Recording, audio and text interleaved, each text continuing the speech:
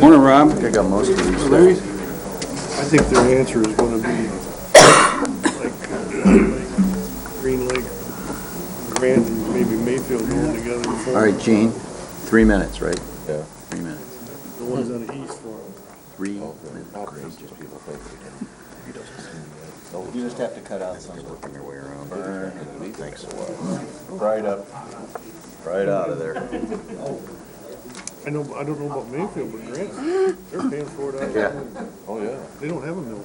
Yeah. Out of town to find. Morning, Dorothy.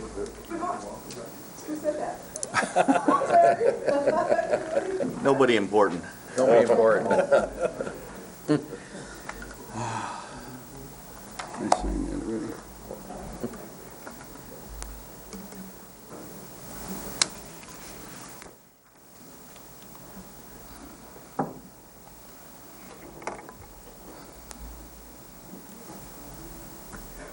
Time to start, the children are quiet.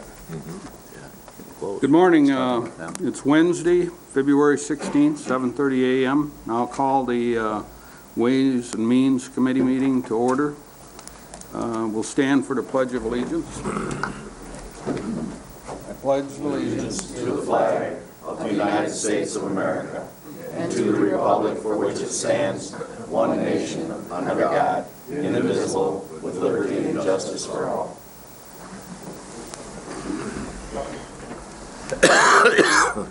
You take the roll call, please. Commissioner Wheelock. Yes, ma'am.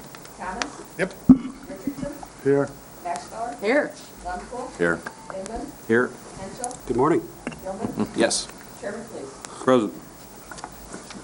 Before we get started this morning, a couple items on the agenda. One is the shoreline fruit application, and the other one is information on the dams removal.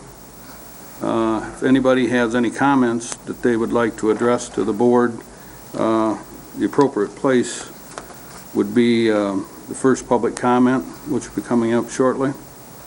And for the people with the dams, that would prevent you from having to stay until it's almost the last item. But if you prefer, that's fine too, you may do so. Approval of the minutes. Moved as presented. Second. Any discussion? It's been moved and seconded. Approval of the minutes of January 19th, 2011. All in favor? Aye. Opposed? Motion passes. And now we're at the first public comment. If you wish to make public comment, see if you can limit it to 3 minutes. Come up, state your name and address, and say what you have on your mind. Morning. Morning. I'm Robert Gregory, live in Leland, Michigan. We're fruit growers in Leelanau County under Cherry Bay Orchards. Just like to stress to each of you that the application for shoreline fruit for the ag processing run zone would be a phenomenal contribution to the area. I think of my 40 years here in northern Michigan and watched the transition from a strong agricultural base to one that was being replanted with homes and various other businesses up and down the highways. See the grape industry come in and help stabilize that, and now we have the opportunity to help to further stabilize the cherry industry and the fruit industry with expanding the processing. As many of you know, the cherry industry has gone through some turbulent times as our society has moved from a dessert industry or a dessert-based economy for the cherry industry to a multiple aspect of the diet, everything from salads to compliments on entrees, and that's what the dried cherry business can do. I just think that the impact to the community would be phenomenal in terms of maintaining open space and ag land in the area, and by the action and support of this committee for that ag run zone would be a very positive contribution to the Travers area. Thank you. Thank you. Good morning. Morning. Name is Donald Coe. I'm the proprietor of Black Star Farms, but I serve as the chair of the Michigan Commission of Agriculture and Rural Development. I apologize that the Development Division for the Department of Agriculture could not be here to talk to you this morning, but I have volunteered to do so on their behalf. First of all, Ag Renaissance Zones. Michigan was the first state in the Union to set up specific agricultural Renaissance Zones. We've run that program for over 5 years. We have 15 zones approved within the state. Of those 15 zones, 12 are still active zones, and I want to emphasize that the Renaissance zones, when they're designated, have to deliver on the promises that they make, and that's the reason we have 3 companies that have not delivered on their promises. So we monitor them very closely. Agricultural processing is an important industry within Michigan. It's grown at 3.9% since 2005, compounded, so we have seen growth of the industry. The role of the Agricultural Commission, the 5 of us who are nominated by the governor and confirmed by the Senate on the Ag Commission, is to approve Renaissance zones Ag Renaissance zones, when they finish your approval process. So, agricultural Renaissance zones go through a very organized process. The company, such as Shoreline Fruit, develops their plan, presents their plan to a review board. The review board, if it feels that the zone qualifies, and the qualifications have to be employment, new employment, financial investment, and support of the local agricultural industry. If they meet those 3 requirements, the programs come forward. They pass originally to the township, which has unanimously approved an Ag Renaissance zone for Shoreline Fruit. They then move to the Economic Development Corporation, which your Grand Traverse County Economic Development Corporation has reviewed and approved. They then come up, after they pass through you and the Ways and Means, they come up to the full county commission and for your approval. When they pass that process to ensure local community involvement, local community input, they come forward to us in the Commission of Agriculture. In the Commission of Agriculture, we perform a bottoms-up review between the 5 commissioners. We take presentations from all interested parties, and we give final approval for the definition or the designation of an agricultural processing zone. Once that's approved, we move to contract basis, and contract basis between Shoreline Fruit and the state of Michigan, and the administration of the program after that time, as far as the contract, moves to DLEG. So there's another agency that overlooks the management of the ag processing zones. We review the ag processing zones regularly as a commission to ensure compliance with their intentions. So it's a well-regulated process. It's helped out 12 companies now effectively build their business within the state. I can tell you, and since I don't have the vote on this particular application until it comes in front of us in the commission, I can tell you what we look for. What we're looking for are place-based businesses, an agricultural-based business where the ownership resides or has strong connections within the state of Michigan. We don't want a Renaissance zone owners to pick up and move to another state or another country. So we look for place-based ownership of the business.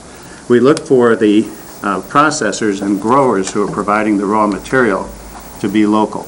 And when we then look at the degree of investment, food processing requires huge investments, particularly the kind of drying business that we're looking at in this particular project. So we're looking at all 3 of those aspects from first review, and it would appear, and I can't speak for the entire commission, but it would appear that this project meets all of the requirements of an agricultural processing zone with some real pluses, because here in northern Michigan, where we have defined in both our grand visioning process and in many community forums that we want to see agriculture remain viable, we present an opportunity with this kind of business to take cherries, our primary crop, to take cherries out of the commodity market. And that's where the cherry farmer is hurting, having to wait for a year and a half to be paid, wondering if there's going to be a place for his crop, having to leave a quarter of his product on the trees, or 45%, as we've done in the past, and we place it into the processing arena. That means that that fruit can move to a market, and the grower can be paid very shortly after the time of harvest. This is exactly the kind of job creator, local business development that we're looking for in the Department of Agriculture and Rural Development, and I recommend your approval of this project. Thank you.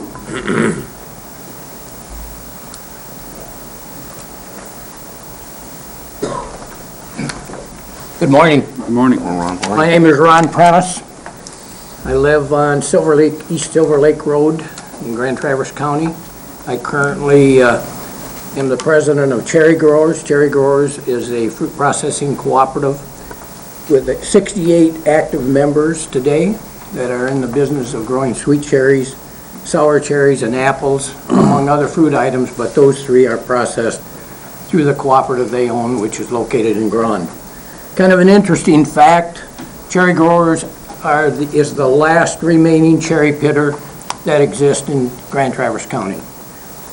I appreciate the opportunity that if you have any thoughts about whether or not this might give Shoreline a competitive advantage over other food processors as far as cherry growers are concerned, it does just the opposite. It enhances our ability to market the fruit that our growers are growing and looking to the co-op to market for them. We are a supplier, and we value that very highly, a supplier to Shoreline Fruit for fruit that they use to put through their dryer and market in the form of dried cherries. Our members recognize the necessity to be involved in every segment of the industry. Bob Gregory pointed out the changes that have taken place through the years, how we've gone from a dessert-based product to one that's now used in other forms. In fact, the dried cherry industry is the #1 segment of the industry for utilization of cherries. Pie filling is second, and I will tell you they're declining. That's declining. I originally was with a company in southern Michigan that pie filling was and still is a very important product to that company. I know firsthand what's happened to the decline, and any of you that might go in the supermarket could see it on the shelf.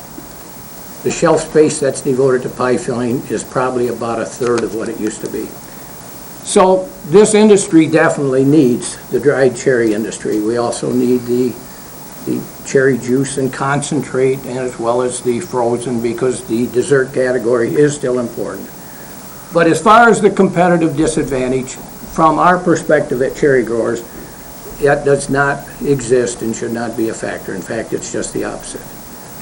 I think I speak on behalf of the 68 members of our co-op in urging you to consider support of this request for a Renaissance Zone, and I would submit to you that each of us in the processing industry has similar tools if we avail ourselves of them. An example is Cherry Growers is designated as an industrial development district. That was established in 2004. And that gives us the opportunity, as we expand or put in new equipment, to put in application for tax relief for 12 years. But each project, we have to take each project and do that. Recently, we, through the cooperation of Green Lake Township, took one building and got it designated as a rehabilitation district. So we also have that tool available to us. We went that route and had not considered a Renaissance Zone, and I have no question with the fact that Shoreline has gone the route of the Renaissance Zone, and I respectfully, once again, ask for your consideration in supporting it. With that, I thank you very much. Thank you. Thank you. Good morning. Good morning. Brian Bordage, Traverse City, Michigan. I'm the Farmland Protection Specialist for the Grand Traverse Regional Land Conservancy, and as such, I serve as consultant staff to Acme Township, where the proposed shoreline fruit expansion is located. I also serve as consultant staff to your own county farmland board. Wanted to share a couple of items with you in regard to this project from a land protection perspective. First of all, let all of you know that don't know that our 6-county region, including Leelanau County and the 5 counties that our organization serves, Benzie, Manistee, Grand Traverse, Kalkaska, and Antrim, contains 7,400 acres of protected farmland. That's permanently preserved farmland in private ownership, preserved with conservation easements that were either purchased, in the case of Peninsula Township and Acme Township primarily, or in other cases donated. Most of that land consists of land that's in or capable of stone fruit production, such as red tart cherries, and that certainly represents the largest amount of protected agricultural land anywhere in the upper Great Lakes or upper Midwest region, and something that we should all be very proud of. We're actively in the business of supporting farmland preservation as a part of our mission. And obviously what goes along with that is the notion that we want that farmland to be productive and profitable as a contributor to the region. One of the best ways for that to happen is to ensure that the infrastructure is there to support the growth of those products. And in particular, as has been stated, the value-added types of processing opportunities, such as the dried cherry markets that are being spoken of today. Wanted to mention just a couple of facts to you. In 2009, there was a regional economic impact of agriculture study that was commissioned by the Michigan Land Use Institute with support from the Kellogg Foundation to look at the 6 counties I previously mentioned. Found that their impact, conservatively estimated on an annual basis, was $138 million to our regional economy. That 52% of the state's red tart cherries are grown in those 6 counties, thereby answering the questions about that Mr. Coe alluded to about the desire for the sourcing of product to be in that neighborhood. And I think most important, which was discussed at the Economic Development Corporation meeting, the study found that agriculture is 4 times as important to our region as it is to the state as a whole from an economic perspective, which I think has been largely lost on us as we've had the good fortune of the growth of our tourism economy and a certain reliance on our manufacturing economy. So as you already know, Acme Township is in full support of this project. Also, your own EDC, and in regards to my role, both with Acme Township and also on behalf of the Grand Traverse Regional Land Conservancy, I would like to express our full support for this project and ask for your positive consideration. Thank you. Thank you. Thank you.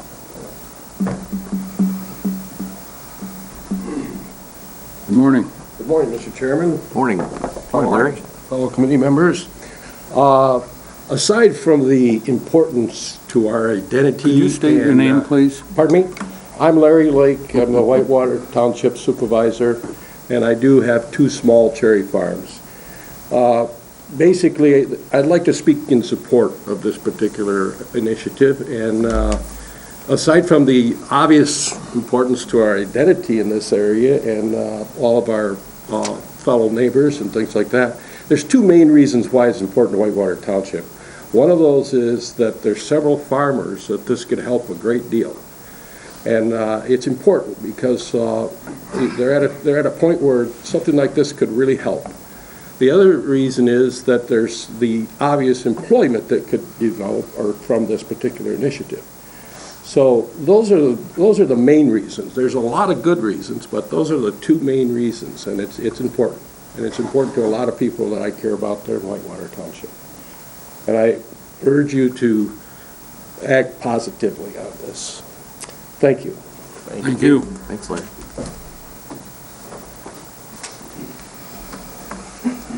Good morning. Good morning.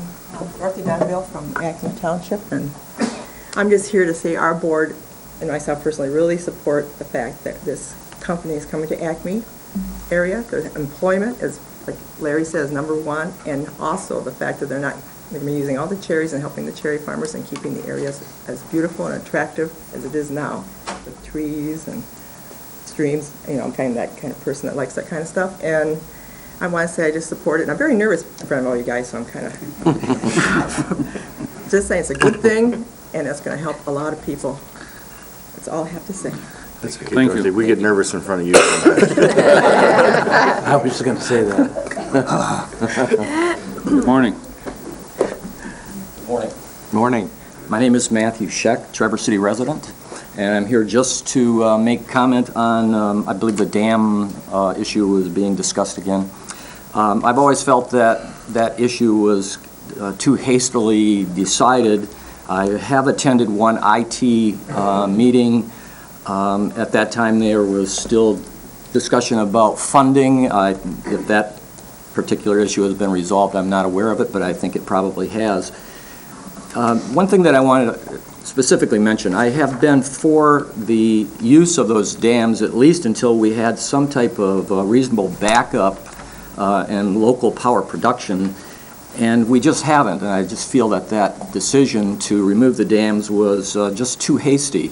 My suggestion would be to, if I know that there are some encumbrances placed on us locally by the federal government, at least in discussion with a couple of the commissioners here, I think if that issue was resolved as far as water levels, that could be done best at a congressional level to make sure that local control comes back to local control. But I think basically overall, I think the dam should be kept in place. It's just so common sense to have local production, and I know it can't solve all of the needs of the whole area, you know, for the people that spoke here, for cherry production, for the industry that's here.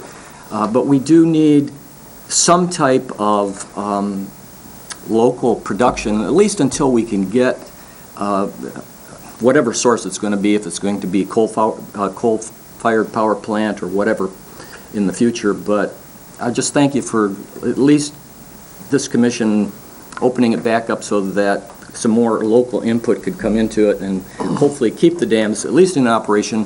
And the only thing I'll close with here, as I mentioned to a couple of the commissioners already, is that whoever you get to run the dams, I certainly wouldn't recommend any government type of employment.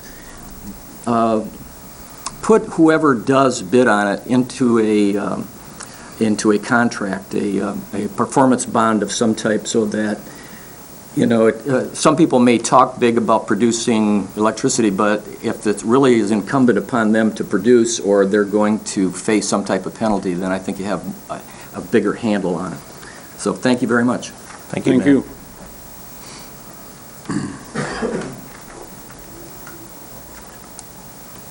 Good morning. Good morning. I'm Linda Weichel, Acme Township Treasurer, and I'm here to represent Wayne Clatter, who wasn't able to be here today. Now, Wayne has sent you all a letter. I believe you've probably received it in your email, so I won't read you the whole letter, but I will just pinpoint a couple of things that he wanted me to make sure that you understood. This agricultural process renaissance zone will be a 15-year project for us, and that we support the farmland, the farm preservation, and we have done so since 2004. And we have committed as a township to pay that $10 million or 10 mil levy for the 10 years, which will last until 2014. And I want also to tell you that we believe in our diverse local agricultural and township support shoreline fruit request. As we develop a new national and international market for our local fruit products, the new facilities will enable them to supply growing national and international markets for the local fruit products. Our local growers, in turn, will find it economically viable to maintain the existing orchards and the lands that we currently have. The new facilities are expected to support 10,000 acres of farmland. And we believe these farmlands and families that care for them are of critical importance to Acme Township, the Grand Traverse region, and the entire state of Michigan. The wages paid to the new employees in the plant will be multiplied throughout the community and as they are spent on housing, goods, and services. We encourage you to support the agricultural processing renaissance zone, and we look forward to working with you in the future. Thank you. Thank you. Thank you. Thank you.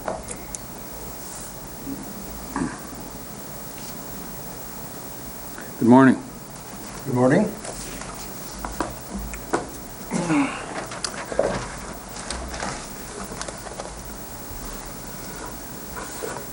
My name is Norbert Tutlis. I live at 4565 Buckhorn Drive, Traverse City, Michigan. And I'm here this morning, and I want to thank you for being here this morning. It's an ungodly time of day to be doing business. I think evenings would be better for everyone, but that's an aside. I'm here to talk about the dams. I believe very strongly in the dams, and what I want to talk about is what probably will be, but also what could be. This commission, this was in May 27th, 2009, approved a resolution 84-2009, some of the highlights of which were the process should be open to the public and transparent. Now, I've heard numerous elected officials say, well, the whole Boardman River Dams Committee process was open and transparent, but if you go back and read any of the minutes from those meetings, you'll see that it was anything but that. And when it was an attempt on the then facilitators, Russell and Leslie Knopf, some of you know them, they were facilitators. They presented something that they thought was important, and that was to have all the studies done before Boardman Pond was lowered, and they were fired. Their contract was fulfilled, they were released, they brought in new facilitators, and the Boardman Pond was lowered before the studies, before actually the permits were given to Light and Power, not to the county. So that was a travesty. Open and transparent, it wasn't, folks. The goal is to complete removal of the dams, and this is the atrocity. This is what's going on. If you read the request for qualifications put out by your implementation team, which is the body of this organization, 17 at least, 17 times in there you'll see remove or removal. Now, I think paragraph 6 is where it's buried, and if you look at that, it's the truth of the matter is removing the powerhouse and spillway. Folks, that's not removing a dam, that's removing part of the dam. Removing part of a dam is a breach.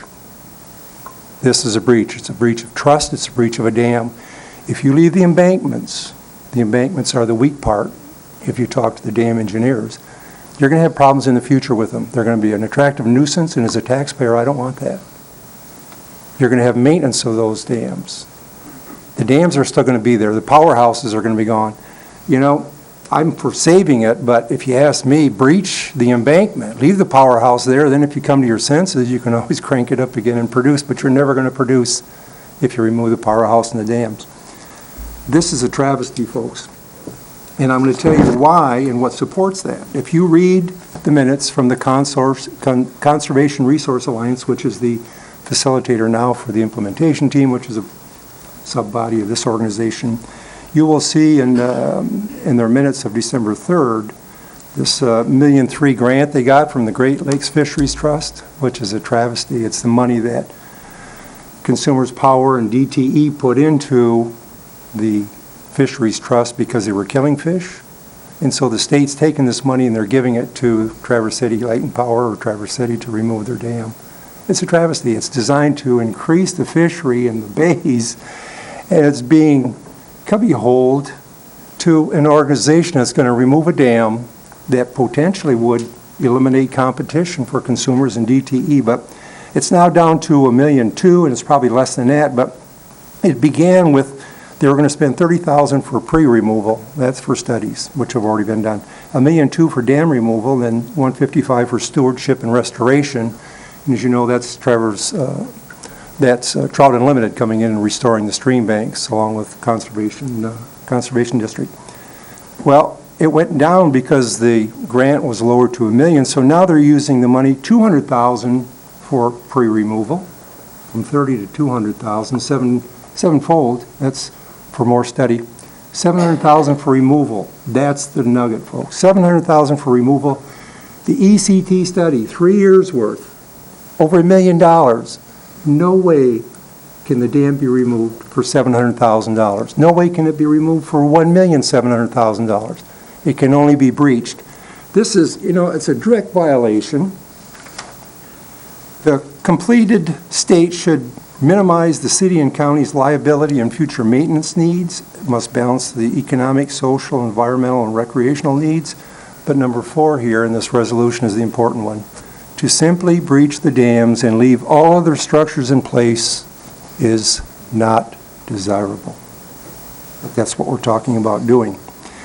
I've heard from several sources, many of you sitting up there, there's no money for dam restoration. There's no money for dam restoration. Well, folks, an hour's worth of Googling by somebody that's pretty computer illiterate, and I've got probably 50 sources of funding for dam restoration, stream bank restoration, fisheries restoration. There's money out there, but if any of you know anybody or any organization or any study that was done to see if there was money available, please let me know, because there isn't. It's just one of those rumors that got repeated. It's like the $5 million loss from Light and Power. You can't document that. Nobody can. I challenge you. Get hard numbers. Prove that they lost $5 million. Prove that they lost anything, because they won't do it. If I FOIA the information, they want hundreds of dollars to go back in their records that don't exist to tell me that they can't prove it. But you believed it. Steve Argent repeated it in the Conservation District newsletter. Y'all have said it. You can't prove it. It doesn't exist. Very, very bad. There is money if you go back and look at the August 9th, 2009 meeting that was held in here, a joint meeting with the city and the county. If you go back and look at the agenda for that, you'll see that letters were submitted by Cherryland Rural Electric, by Wolverine Electric, by Consumers Power, by Elk Rapids Electric, by Light and Power. And some of the things you'll see is that the people that responded... Norb, excuse me. Would you wrap it up, please? I'm wrapping it up. The people that responded said that the figures used by ECT to calculate the value of the dams were flawed. ECT used $8.9 million. Ed Rice said use $11 million. Consumers said use $13 million. 9 to 13 million is a lot of kilowatts that were never accounted for. I want to thank you for this. I thank you for taking another look at it. I've often said that the surveys that were done were ignored because over 50% of the people want the dams, but they're not speaking up, and so therefore you think they don't want the dams. The Record Eagle has got an opinion survey if you want to look at it. 83% of the respondents are in favor of saving the dams and using them for hydroelectricity. They can't all be wrong, and it's over 400 people and counting. Thank you. Thank you. Thank you, Norbert.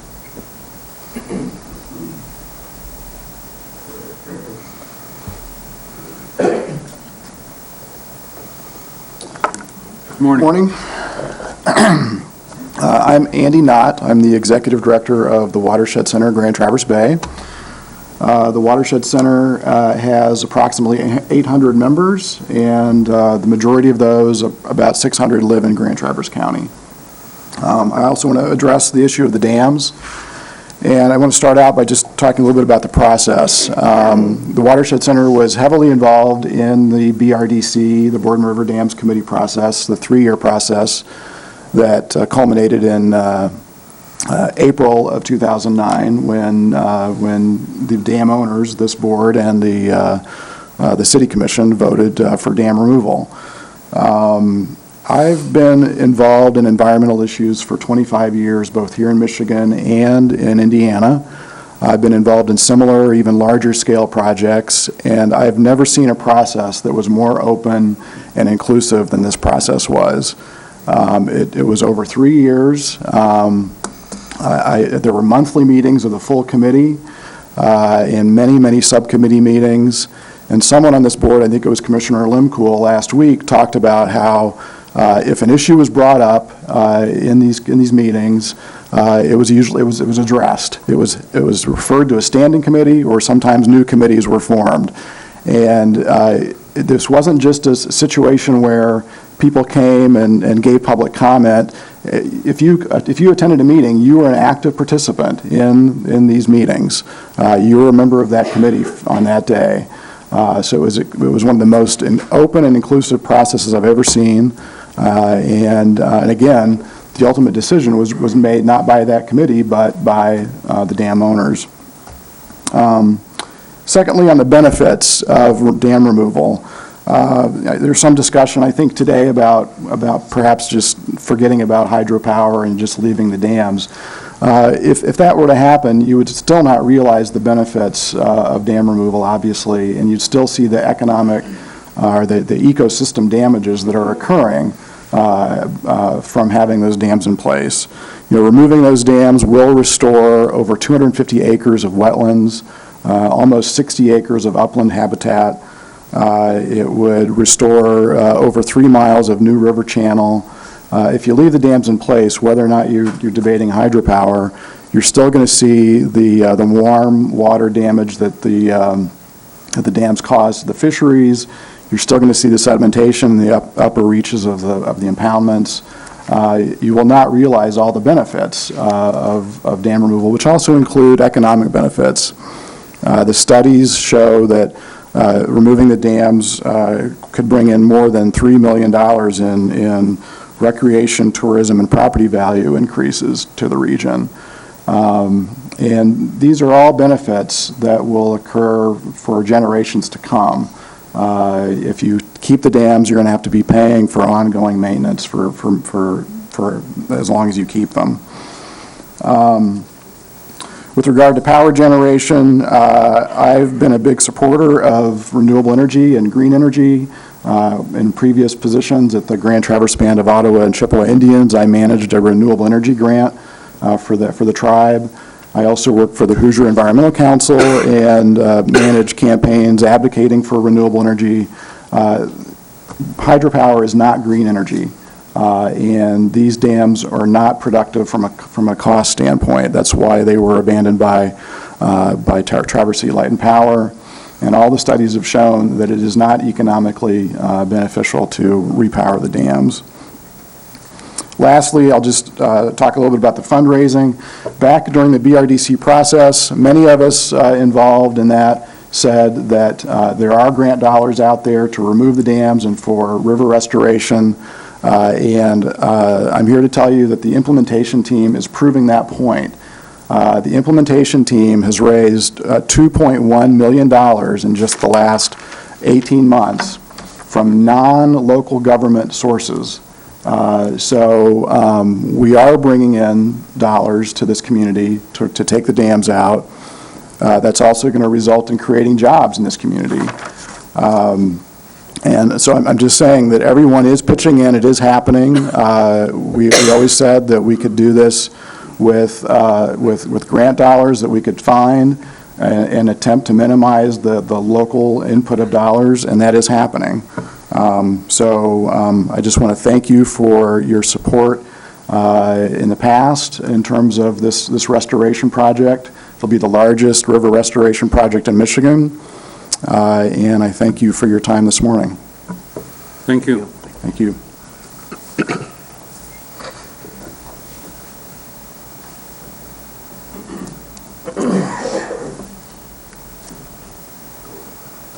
Good morning. Morning. My name's Todd Kolish with DNR, 970 Emerson Road. Ian, thanks for having us today. Thanks for discussing this topic. As you know, this is a topic that's close to my heart. I've been involved for a long time. I think a discussion of what the Boardman River Dams project has been through is appropriate, or at least an acknowledgement of what this community has been through to this point is appropriate in discussing this particular issue. And then I also think a discussion of what message this county would be sending to the community if they pursued some sort of millage. But first of all, I think an acknowledgement. You've heard some of the history of the Boardman River Dams project with some of the folks that have gotten up here, and I thought I would just elaborate on that a little bit. In terms of the Boardman River Dams project, we have been working on this project since about 2003. Is when it originally kind of started. The community officially embarked on a process to assess the pros and cons of dam removal, dam retention, and dam modification in 2005. And when the community decided to embark on that process, there were 4 primary goals of the Boardman River Dams Committee when we formed the process to look at the dams. The first primary goal was inclusiveness. Excuse me. The second one was openness. Third was impartiality. And then fourth was collaboration. And the Boardman River Dams Committee spent over 3 years looking at the pros and cons of dam removal, dam modification, and dam retention, and we achieved all 4 of those goals. In terms of inclusivity, the Boardman River Dams Committee, some initiatives, when they try to involve the public in an initiative, they say we did everything we possibly could except for go door to door and bring people out of their house. The Boardman River Dams Committee went door to door. We sent certified letters to every single person that lives on Boardman Pond, just to assure that they were aware of what was going on. We sent letters to every single person that owns property on the Boardman River in the project area.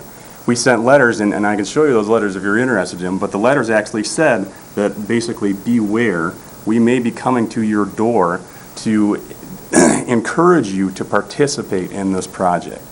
We gave presentations to local groups, to church groups, to school groups, to the Elks Lodge. We did everything in our power to get people at these meetings. And when we got them there, we empowered them. Anybody could have showed up to any of these meetings. All you had to do to participate and have an impact on the Boardman River Dams process was to show up. That's all you had to do. All right, so in terms of inclusiveness, the county and the community did its due diligence to try to get people involved in this project. If you didn't know that the Boardman River Dams project was going on in that particular time frame, then you didn't want to know. You didn't want to be involved. All right, so we did our due diligence. In terms of openness, like I said, everybody and anybody could have been involved, could have participated in the project. Actually, in March of 2007, the Boardman River Dams Committee wanted to be further empowered, and they asked the implementation team to reconsider how we make decisions. Right? Up to April 2007, the implementation team oversaw all major decisions of the fundraising committee, the communications committee, and in April of 2007, the implementation team said, okay, Boardman River Dams Committee, we will empower you again. The implementation team won't make the final decision of any decision, major decision of the Boardman River Dams Committee, unless the individual teams under the Boardman River Dams Committee can't come to consensus. We fully empower the community to make decisions and be involved and participate in this project throughout the life of this project. In terms of impartiality, that was one of the major things that we wanted to accomplish through this project. We had the comment of the RFQ came up today, and we had 9 public meetings to finalize a request for qualifications to assure that we got a qualified, expert, impartial consultant on board to answer the questions that the community had. 9 public meetings. And when when that consultant was brought on board, that consultant worked hand in hand with the community. We had over 180 public meetings. We involved over 1,000 people. And at these meetings, the community could participate with the consultant, work hand in hand to answer and address questions and be involved in this project. That occurred for over 3 years.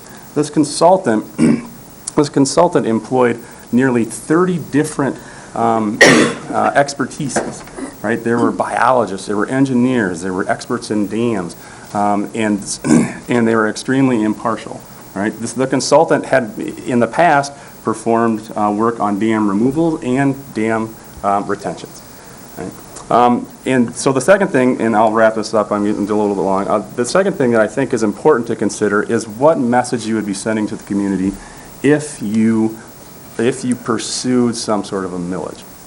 First message I think that you would be sending the community is that the most open, inclusive, impartial, collaborative process that many people have ever participated in their lives, and possibly in the history of this community, is not enough.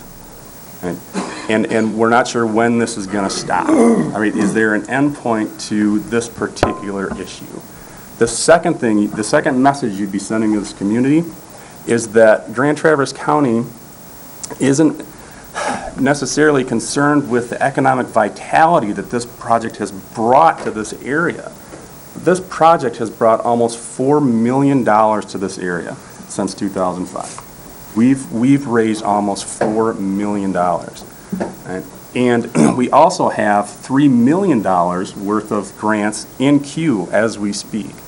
Right? So the message you'd be sending is that we don't want to continue that proven fundraising machine to bring money into the county and to create jobs. We've created project manager jobs, administrative assistant jobs, technical coordinator jobs for this project, and we haven't even began deconstruction yet. Right? Well, you'd be saying that we want to potentially stop all that and tax the community, take money from the community instead of bringing it to the community. The third thing that you would be sending... Excuse me, could you wrap it up, please? Yep, I'll wrap it up. One more thing. The third thing you would potentially be sending is that you're not interested in hydropower. Because as this is written right now, the potential millage on the county is just to repair the dams.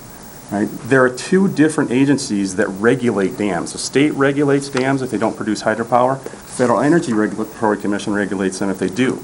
Two different standards. The information you're using right now is to bring the dams into compliance with state regulations. So if you spend hundreds of thousands of dollars to bring them into regulations for state, they're not in regulations for federal. So if you intend to generate hydropower in the future, you're going to have to go in, undo what you did, and redo it. And just as in a closing comment, I want to say that I appreciate the involvement of the county in this project. They have been extremely involved in this project since the beginning, and I look forward to working with you in the future. Todd, do you work for the DNR, right? Yeah. I assume you're giving your own opinion, or is this or you assume this is the opinion of the DNR? This is the opinion of the DNR. Thank you. Thank you.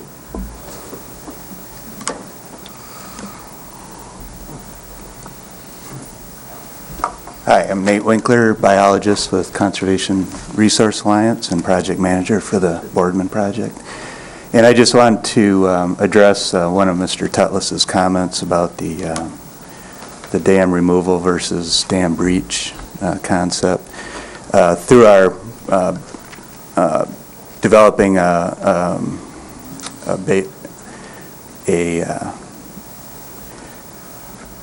database of information about dam removal as it pertains to this project. We did ask firms Interfluve of Madison, Wisconsin, and Prine and Newhoff of Grand Rapids in particular about breaching as opposed to taking out the full berm, and we did not get any information from those two outfits that said that full removal of the berm would be beneficial ecologically. And in Brown Bridge in particular, the cost initially posited by I think Prine and Newhoff or ECT was $10 million. Well, $8 million of that was berm removal and the removal of the powerhouse and spillway and the bricks and mortar was in the neighborhood of $2 million.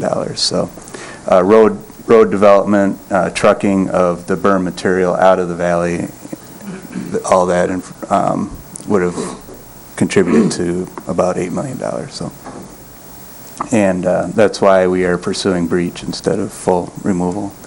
And as that berm vegetates and stabilizes, it's likely that most people with an untrained eye wouldn't be able to tell that that was a man-made structure in over the course of a few years. So just wanted to clear that up. Thank you. Anyone else?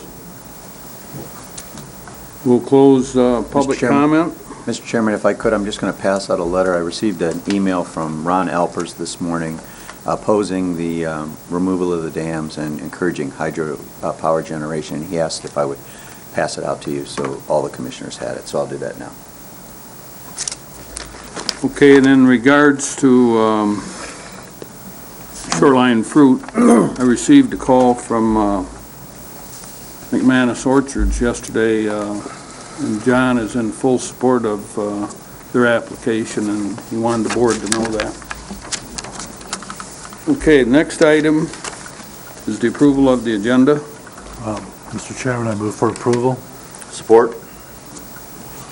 Been moved and supported to approve the agenda as presented. All in favor? Aye. Opposed? Motion passes. Is there any special order or business? I don't believe so. No.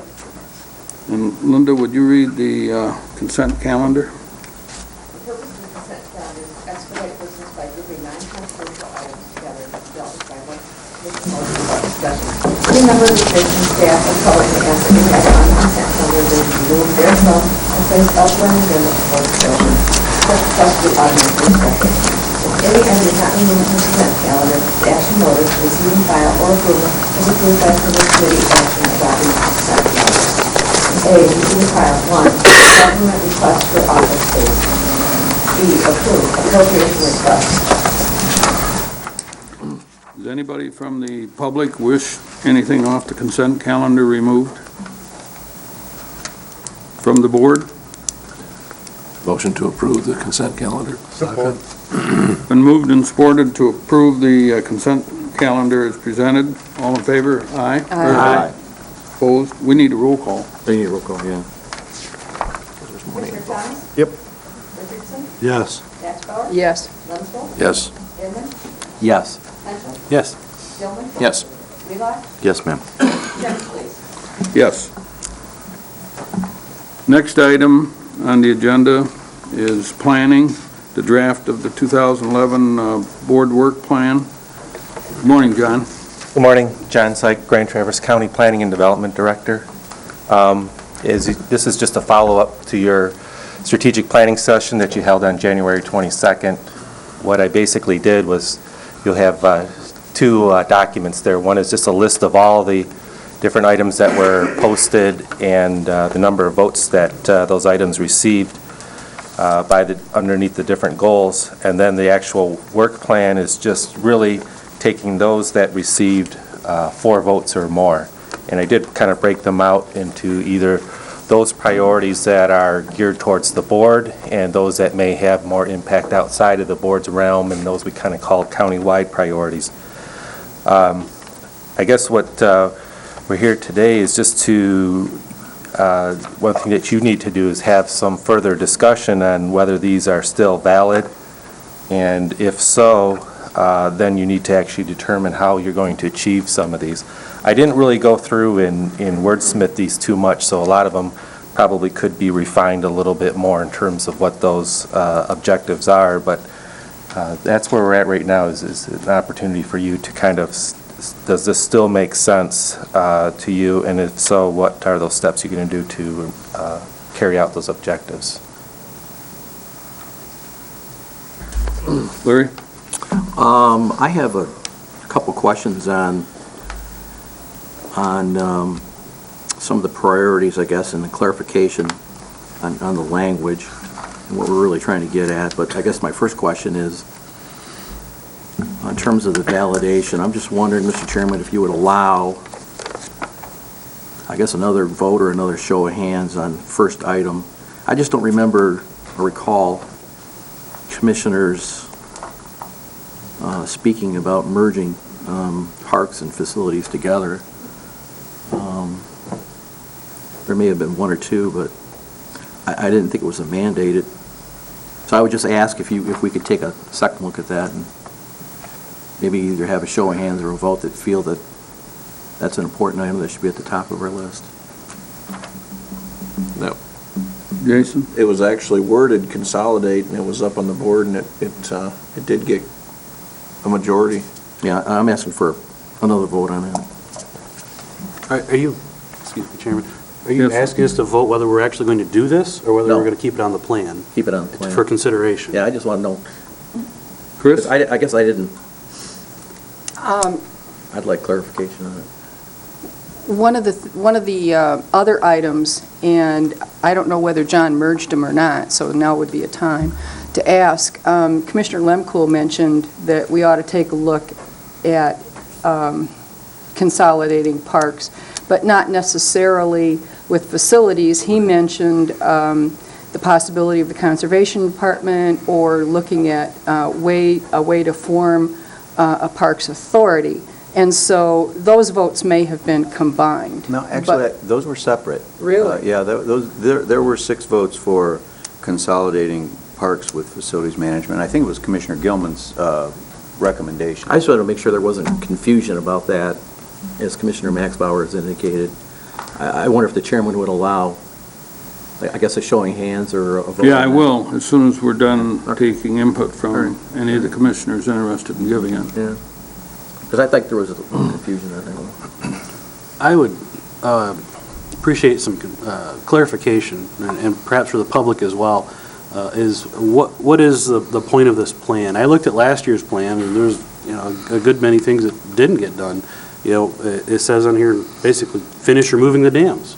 We're going to do that this year. That's a several year endeavor. So if anyone want to clear that up for me, I'd appreciate it. Well, I think what we tried to accomplish here was items that you're going to work to try to accomplish this year. I think you're right, Commissioner. For example, removal of the dams. Is that on the second page? I'm just looking down the second page. I don't actually think that's on there specifically. The second page is the page that would be your priorities for this year. And so... last year's plan. Yeah, he's talking about last year's plan. Oh, last year's, yeah. Sometimes we just can't accomplish Yep, everything. this year, but the second page is what you want to concentrate on.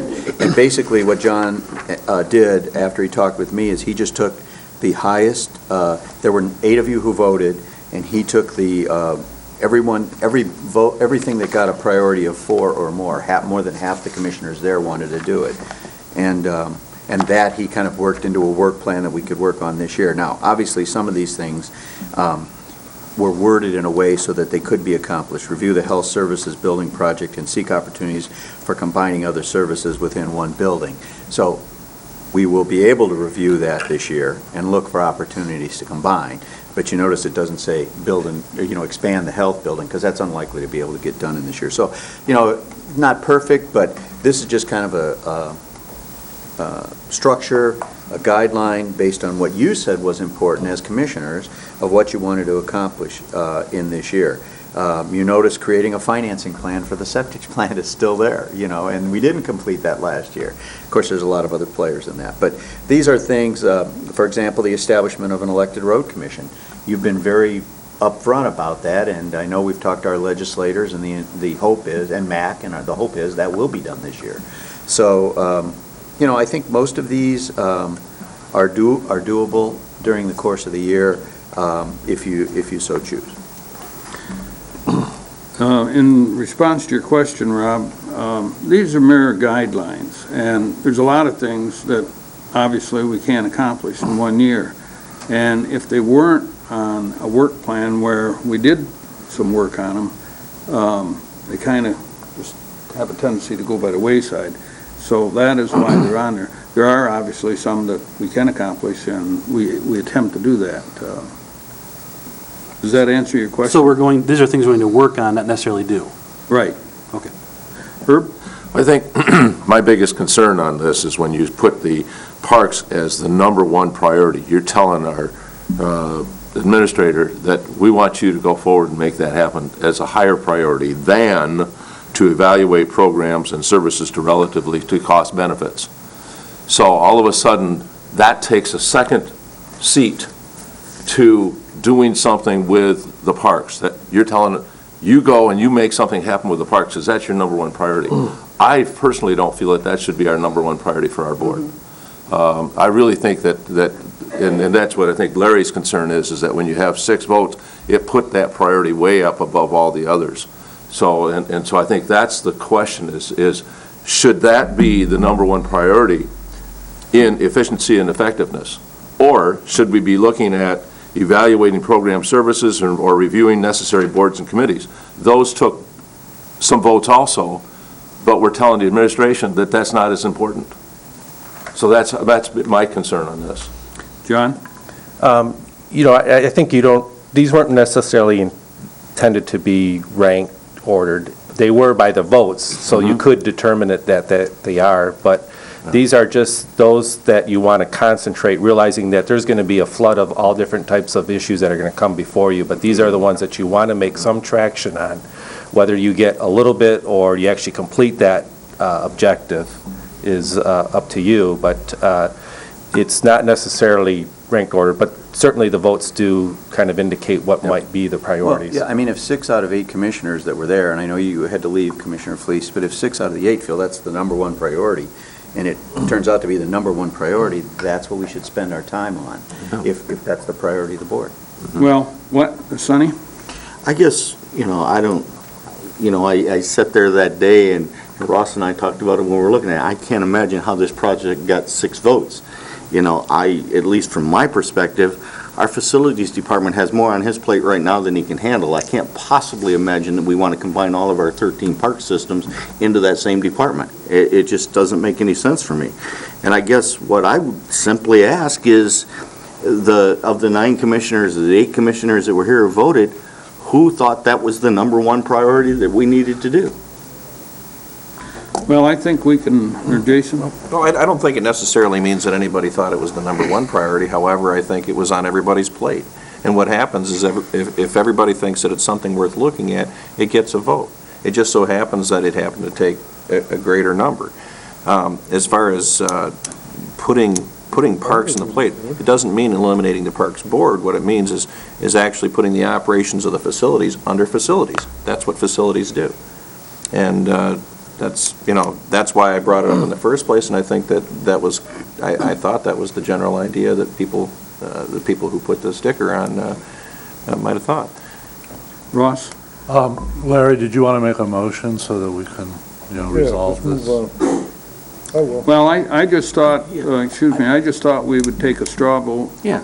And Let's just say how many see people think what that the this- consensus is of the commissioners here this morning. Yeah, Under number 5, everybody understand what Larry's question is? It's related to consolidate parks with facilities that receive 6 votes. Everybody that would be in favor of that, raise your hand. Well, yeah. So we have 3. Everybody that wouldn't be in favor of that, raise your hand. So, If I could clarify, everything's on the table as far as I'm concerned. I'm not sold on a specific formation of our bureaucracy. If we can save the taxpayers' money, I'm willing to look at it. I'm not saying I'm voting to do it. So that's why I stickered it. I don't, personally, I wasn't here when we did the dots that day. I had to leave early, but I guess I've never heard the comment, or I've never heard anyone talk about merging Parks Administration with Facilities Administration. And I don't know that I would even want to take a look at that unless maybe management suggested that we take a look at that. He's in tune to Dennis is in tune to the day-to-day operation, and obviously, I don't think we are. So I think we ought to spend our time probably on items that concern us more than the day-to-day running.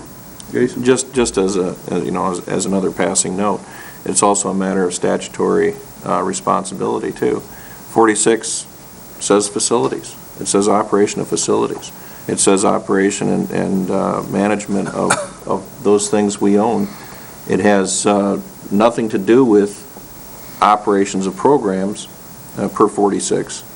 And we've been having a back-and-forth discussion. I've been having a back-and-forth discussion with Mr. Cooney on this. The county government has certain responsibilities, and the biggest one of those is our facilities. So, but see, then we get into definitions. Is a park a facility? Or are the buildings the facility? What's inclusive of facilities? And we can spend some time on that, I'm sure. I don't know that this morning is the time to talk about it, but Christine? Well, I would like us to at least take a look at whether or not we look at a better way to run our parks, be it an authority, be it with the conservation district, whatever. I mean, with the city. With the city, I'm not necessarily suggesting that we immediately I guess what I'm looking at is maybe there's a more effective way. And I will tell you that many of the parks commissioners, and they will openly state it, and perhaps you could ask during our joint meeting, many of the parks commissioners do favor an authority, and believing that it's a better way. So while I don't think it's necessarily as important as buying services competitively, I do think in order to preserve our parks for future generations, as dollars become more scarce, that we should take a look at maybe isn't there a better way. Larry? I believe I seen a show of hands of 3 that felt it was a board priority, and based on what John was, Syke was indicating to us that, 4 votes hit the priority list. So I would suggest that we change the priority on that and mark it as a 3. It doesn't mean it goes away, but it's not going to be on the top, list. What I would really like to do is, I think we need a more in-depth discussion, and not at one of our regular committee meetings. I think we ought to set up a special meeting date and rediscuss this and relook at it where we can spend some time. We have everything in front of us, so if you come to that meeting prepared, I think we could probably make some headway. Chris? Well, we're having a joint meeting with the Parks Commission, Right. and I really would suggest that we have this meeting or discussion with them and not necessarily here. And after that meeting, decide whether or not we want to have that in our work plan. Sonny? Well, at least in my mind, there's a huge difference in discussing about how we operate our parks than a goal that says that we will consolidate our Parks Department with our Facilities Management Department. And that's what this goal specifically says. Right. And I have no interest whatsoever in having a discussion about consolidating our Parks Department with our Facilities Department. I think they're two separate issues. We have a Parks Commission that's statutory and has been given responsibilities, and there's no way that ties into our Facilities Department that handles our utilities and our building maintenance. I would agree with that comment. Me too. Are we ready to move on? Yeah, I think, John, I think what we'll do is, because we could easily be here till noon discussing this. No. And I think we'd have some angry people in the audience. I think, Dennis, do you know when the meeting is with the Parks and Rec Last I checked, Katie was still trying to set it up, but my suggestion would be if you want to have a special meeting to discuss these goals, let's do it after we have that meeting with the Parks Board, so you have a chance to kind of rethink how you want to formulate this. Is everybody agreeable to that? Yes. All right, that's what we'll do then. Thank you. I just John? have Thank you. I just have a couple other minor Yeah. comments regarding page 9, the board priorities. On the third item, it says buy services competitively. I don't know if bid makes more sense than buy, bid services competitively. And on the fourth item, I think we need clarification on that. Budgeting process to encourage monies left over. I don't know what that means. I don't know if that means that we should maintain our fund balance at 18%. I don't know if what we were really trying to say is that we were going to, throughout the year, look for more efficiencies in county operations. And so I don't, that statement really doesn't tell me anything in terms of what we're really trying to get at.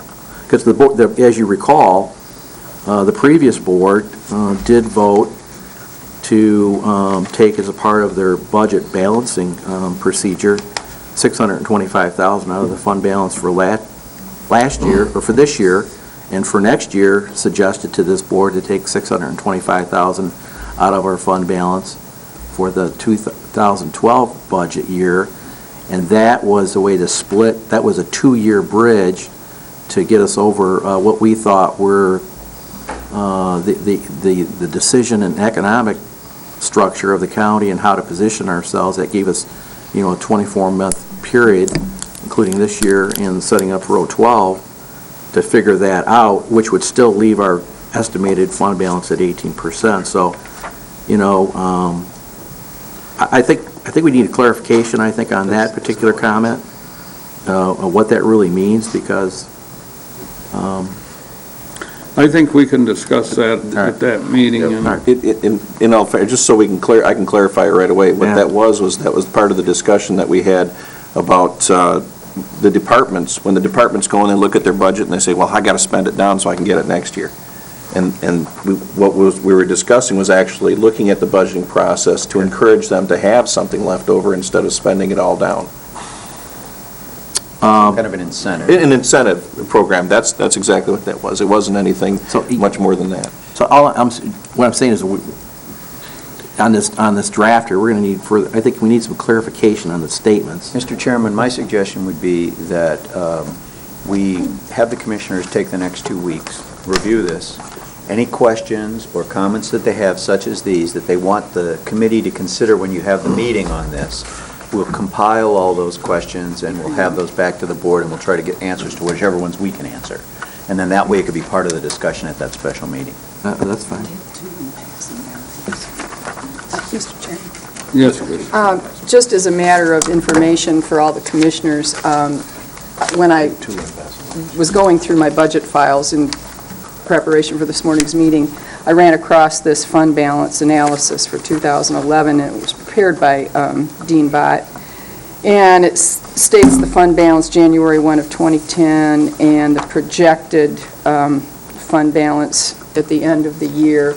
And I just think it's good information. And when Dean does his presentation, I'm going to ask him what the fund balance is now after we have our books closed.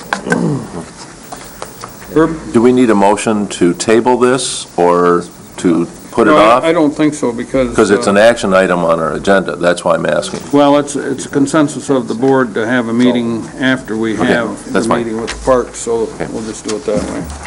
Okay, next item, John, is the cooperative agreement with HUD. Yeah, the next two items actually are kind of together. This is a cooperative agreement for between the county and the U.S. Department of Housing and Urban Development for the Community Challenge Planning Grant that was awarded by HUD to the county for $395,000. The breakdown is in the memo in terms of how those dollars will be spent. This agreement needs to be approved by the board so that we can proceed with the next steps in terms of securing those monies for those activities. Motion to approve the cooperative agreement. Second. Anybody have any comments? Do we want to do them separately or pass them both at once? Separate, I think. I think it'd be appropriate, yeah. It's been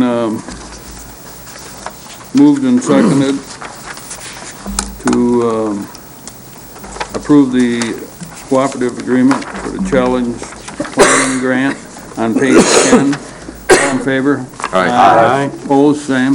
Motion unanimous. Mr. Chairman, I would move to approve the second consortium agreement with the HUD Community Challenge Planning Grant. Support. Been moved and supported.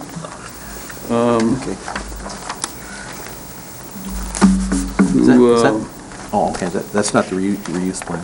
Agree with to accept the consortium agreement on the planning grant, page 14. All in favor, aye? Aye. Opposed, same. Okay, next item is the EDC. Approval of the EDC reuse plan, page 21 in your packet. Morning, Jean. Good morning. My name is Jean Dorenzi with the Planning and Development Department. I'm Kevin Byrne, the chairman of the EDC board. The Economic Development Board has worked over the past 7 months to bring the reuse plan more up to date with the state's mission and the county's vision on getting gap financing for our area businesses. And as indicated in your packet, the revolving loan fund was seed money that was created through the federal government through the Community Development Block Grant in the amount of $600,000. And we loaned that money out to area businesses. And with the principal repayment and interest, we've been able to leverage those funds and helped with job creation, job retention, and area business growth. But that plan has not been revised or updated since 1978. So we have been working with the state of Michigan to update the criteria. There's several changes to this reuse plan from the original reuse plan. And I highlighted those, but we'll talk about them a little bit this morning. And we wanted to recognize that we want to loan monies to the micro enterprises in Grand Traverse County, in our region, and to help establish or assist those. And also have a more flexible financing piece tool to that revolving loan fund, having the interest at prime market plus or minus 4%, depending on the case or the project that comes before us. Also look at loans that follow the grand vision. The state and the EDC looked at this provision very strongly. The state encouraged us to look at economic development regionally. Our Traverse Bay EDC is a regional EDC. We have expanded the EDC board to be more inclusive to our economic with our health and agriculture, our international businesses. So we've expanded the EDC and we're looking at a more regional approach. And so we have encouraged and we put into this reuse plan to loan to businesses outside of Grand Traverse County that meet the grand vision, which is Antrim, Benzie, Leelanau, and Wexford counties. But if we move jobs from one county to the other, that the County Board of Commissioners that those jobs would be moving from, we'd have to have a resolution of support from that county board. Another criteria that we put in is to have the availability of grants. And those grants are pretty strict, and they would only be eligible for Grand Traverse County businesses. The revolving loan fund, the one piece that we put in there was an administrative component that the applicants would be responsible to pay for the attorney fees associated with negotiations and loans. So that would be borne by the applicant and not the EDC. There's other components that remain the same, and that's the administrative outline, that every loan that's approved by the EDC would come to this board for approval. So the county board still has all of the final approval on those EDC loans. The EDC board has reviewed this, as I indicated, for about 7 months. We've worked closely with the state, and we're recommending approval of the reuse plan. Ross? I would move that we approve the reuse plan as presented by the Economic Development Corporation. Support. Okay. Sonny? Well, I think it's important that we recognize and commend our EDC board. You know, we went from $600,000 in 1978 to $1.5 million worth of fund balance, and we have, what, a half a dozen projects that are still out in loans? Right, You know, correct. these are loans to businesses and industries in our community that are providing jobs. And we've been able to provide gap funding without tying up any taxpayer money to these organizations, and they've grown. And they're paying off their loans ahead of schedule routinely. And I think we just simply need to recognize the work that's being done by these people. Thank you. Jason? I have some questions. How much money is in the fund right now? Currently, a little over 1.5 million. And of that $1.5 million, is that considered a county asset, or is that a MEDC special use that we couldn't capture from the county? There are regulations that require it to be reused in this capacity, with the exception of some allowances for administrative costs, which go to support the programs that support the loan fund. So there'd be no way for the county to capture the fund if, for example, the MEDC or the EDC was to stop its function? That's correct. Okay. Go back to the state. The other question I have is, what is the problem with some of these businesses that they cannot get loans through conventional means? This is a gap financing piece, and Kevin, being the financial expert on our EDC, I think would be better able to respond to I'm that. not normally called an expert, thank you. I heard you called love. Yeah, I get called a lot of things. The type of businesses that come before us, particularly in the lending environment that we have right now, the bankers identify what they're willing to contribute to a business purchase or an expansion, and they're being very conservative right now. What the bank's willing to offer and what the business needs are frequently two different numbers, and that's identified as being a gap. So the bank typically will say to somebody, reach in your back pocket, take some money out, and you contribute the gap. And the owner says typically, I'm tapped out. Well, we offer gap financing to deals that look like they're going to be successful. By nature, we are supposed to be the last dollar in and the highest risk. That's what this money is given to the state for by HUD, and then from the state to the county, is to be gap financiers to provide the funding that the conventional business community will not provide. Does this rely on continued federal funding? I mean, is this a program that's completely self-funded now, or does it? As long as we have a fund balance, like we just took in, was it $400,000 from the Grand Traverse Commons? They paid a loan back. That increased our fund balance to about 1.4, like Gene said. As long as we have a cash balance in there, we don't need to go back to anybody, to the state for refunding, if you will. If we loan out every last penny, Kevin Bonds from the MEDC down in Lansing said, you let us know when you get close, file the paperwork, and we will refund you with more cash.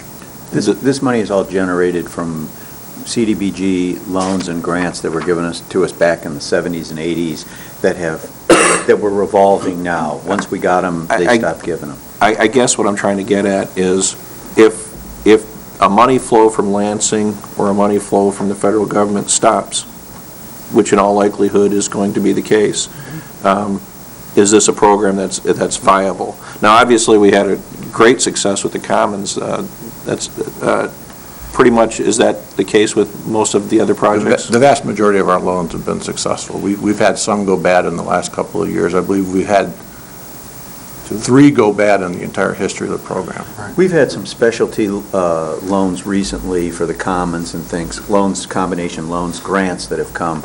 But by and large, the 1.5 million is the result of loans made many years ago that we've been able to capture and reuse and grow. Thank you. Thank you. Larry? Yeah, I've got, I think, 4 quick questions, hopefully. The first one is, was it that the Grand Traverse County was unable to find applicants, or applicants were not coming to us, that drove the the issue of let's get this money out regionally? It's more of the reuse plan and the state's piece on looking at this regionally and being more administratively correct, and not correct, but wise, that they wanted to combine these revolving loan funds. There's quite a few downstate. They wanted to combine them to be more regionally. Okay. So they want us to be able to, because there would be lack of funding, that, so since we're successful, look at it more regionally, because what happens in Leelanau and Benzie positively impacts us, and vice versa. Okay. So, okay, go ahead, Kevin. Can I expand on that just a Yeah. minute? The interesting thing about this program is that between the funding in Lansing, I'm funding in Washington to Lansing, and then from Lansing to us, there's no way for the state to take a cut to operate the department that oversees this. This is a totally expense to the state. And they want to eliminate that cost, or at least reduce it as much I as see what you're possible. saying. So For what the they want to consolidation. do is they're going to say, first of all, we're not starting any more loan funds. We need less, not more. I got you. And so rather than have 47 different loan funds in the state of Michigan, their dream would be to get down to 6 or 8. Okay. Now, in an environment like that, that poses the question to those of us, do you want to be part of somebody else's loan fund and organization, or do you want to drive the car? Right. You know, but I have to add beyond that, and I can say that from the early, from 2002, 2003, when I sat on the EDC, the philosophy of the EDC, as Gene said, has always been what's good for what's good for Kalkaska County, Antrim County, Leelanau County is good for Grand Traverse County. You know, a majority of our people that work in the county come from outside the region, outside the county to work in the county, and so it all benefits everybody. And so I really think it's not only it's being getting ahead of the game the way we usually do to get ahead of the state on these things, but also just the concept that we're willing to take dollars that we could keep here in Grand Traverse County and use them regionally to provide an economic benefit to the region, I think is just, should be applauded by the EDC, and if you approve it, for you as well. All right, okay. Second question is, do any of these other counties have a revolving economic development fund? Benzie County has a revolving loan fund. Would they be required to merge theirs with ours as a part of this process? They would not be required at this time, but the state, as we As a regional? indicated, would be regional. We'll be As a regional, working- you know, as a regional partnership, you would think that we'd all just combine and have one program, but. We're hoping that that will happen, Larry. Okay. That's the vision. Okay. Third question is, are they required, I imagine they're in the Traverse Bay Area Economic Development Corporation footprint. Would they be required as we have, I don't know if required would be the right word, but we've contributed to dollars annually into the Traverse Bay Economic Development Corporation to assist them in their marketing and administrative efforts. So would there be a requirement that they be part of the Traverse Bay Economic and make a financial contribution? I also serve as the liaison, the representative of Grand Traverse County to the TBEDC Board of Directors. Okay. And the other counties, most of them already contribute financially to the TBEDC. The footprint for this concept is a little larger because it follows the Grand Vision and not the TBEDC's footprint. So we will definitely make an attempt from these counties who don't currently contribute to the TBEDC to do so. But it's important not to confuse these issues. This loan fund will not be a TBEDC loan fund. I understand It's a that. Grand Traverse County loan But they will be fund the- that we will look regionally. But they would be the marketing agent.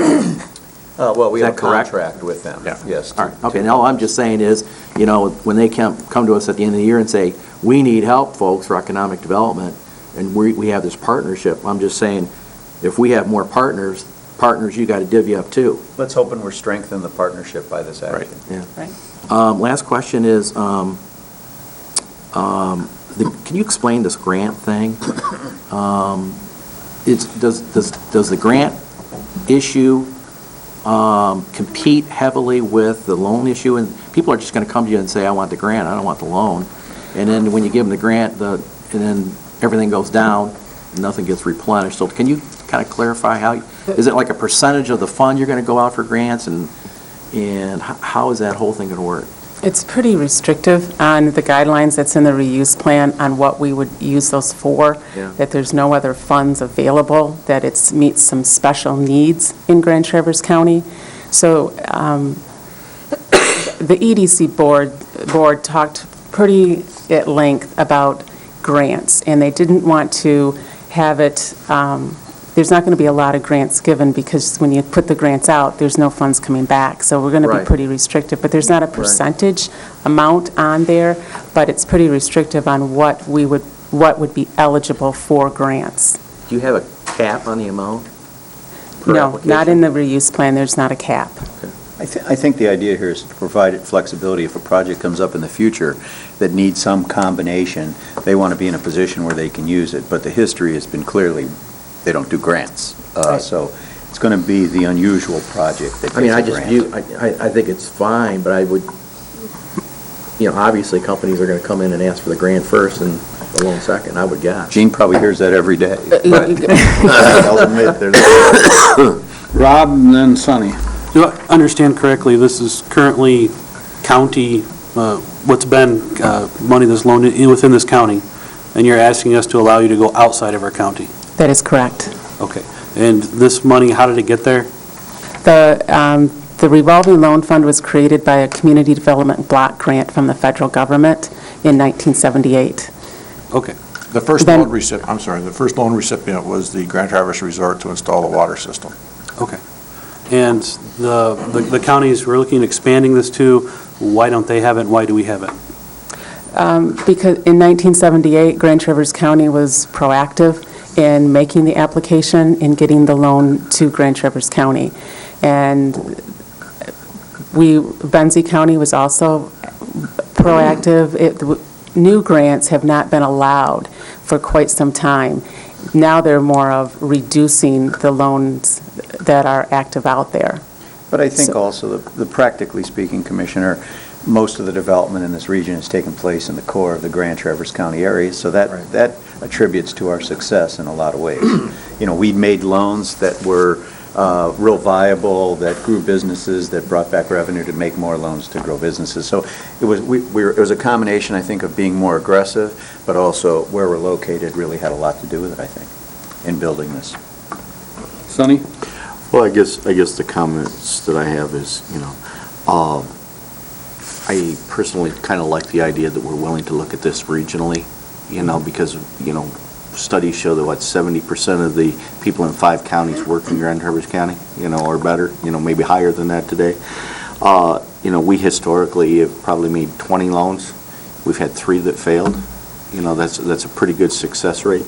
But more importantly, what I've watched over the last few years, and Gene and Tino and I have all had the discussion, why do we have $780,000 in the bank? Why aren't we helping people create jobs? We probably averaged between $700,000 and $800,000 in the bank for the last 10 years.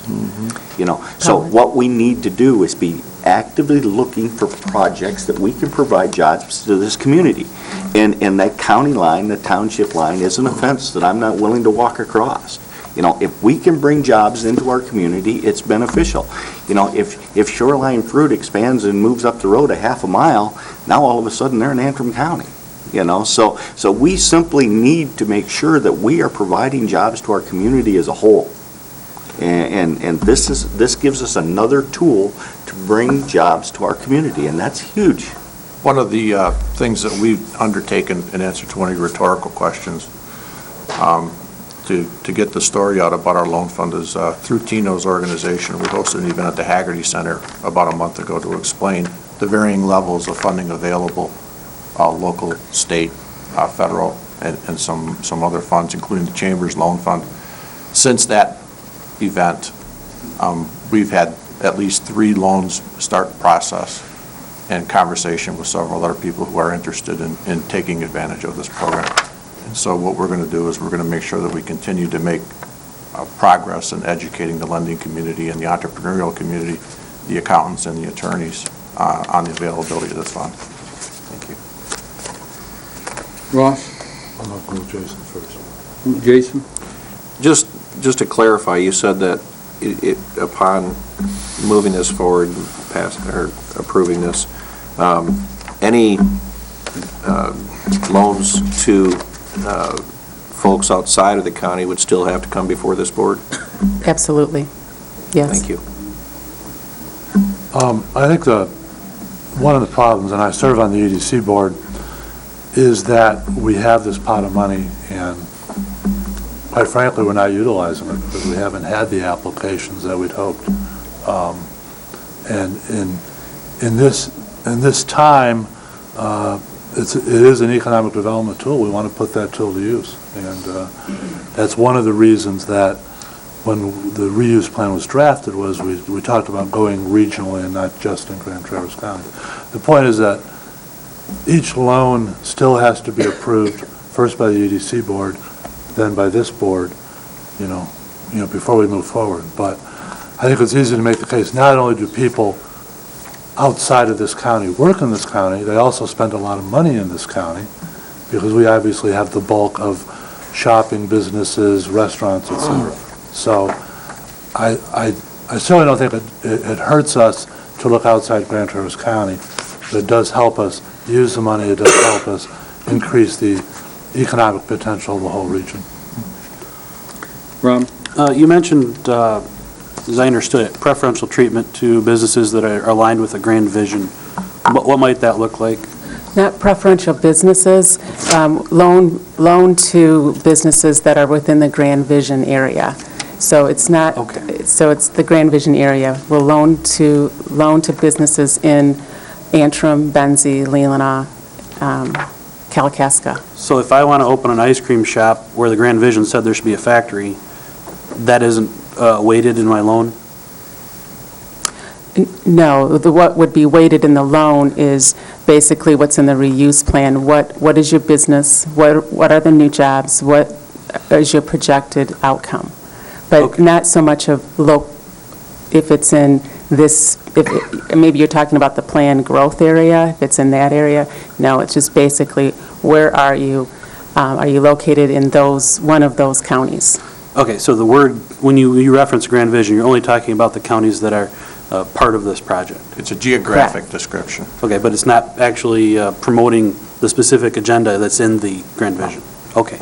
And we are not going to get involved in zoning. Herb? Yeah, we're sitting here talking about shoreline fruit and the agro-tourism business, and I don't see anything in this reuse plan that really specifically goes toward the agricultural tourism concept. Is that part of your growth plan that you could be able to start to be able to fund maybe some of these projects that are, I mean, that's a huge part of our economy. And so I just don't know, I didn't see anything in here that related to that. We started with that at first, Commissioner Lemkool, identifying the businesses that we wanted to target or the industries we wanted to target, and we decided to take that out and focus more on where's the job and what industry, but not target the industry as a whole.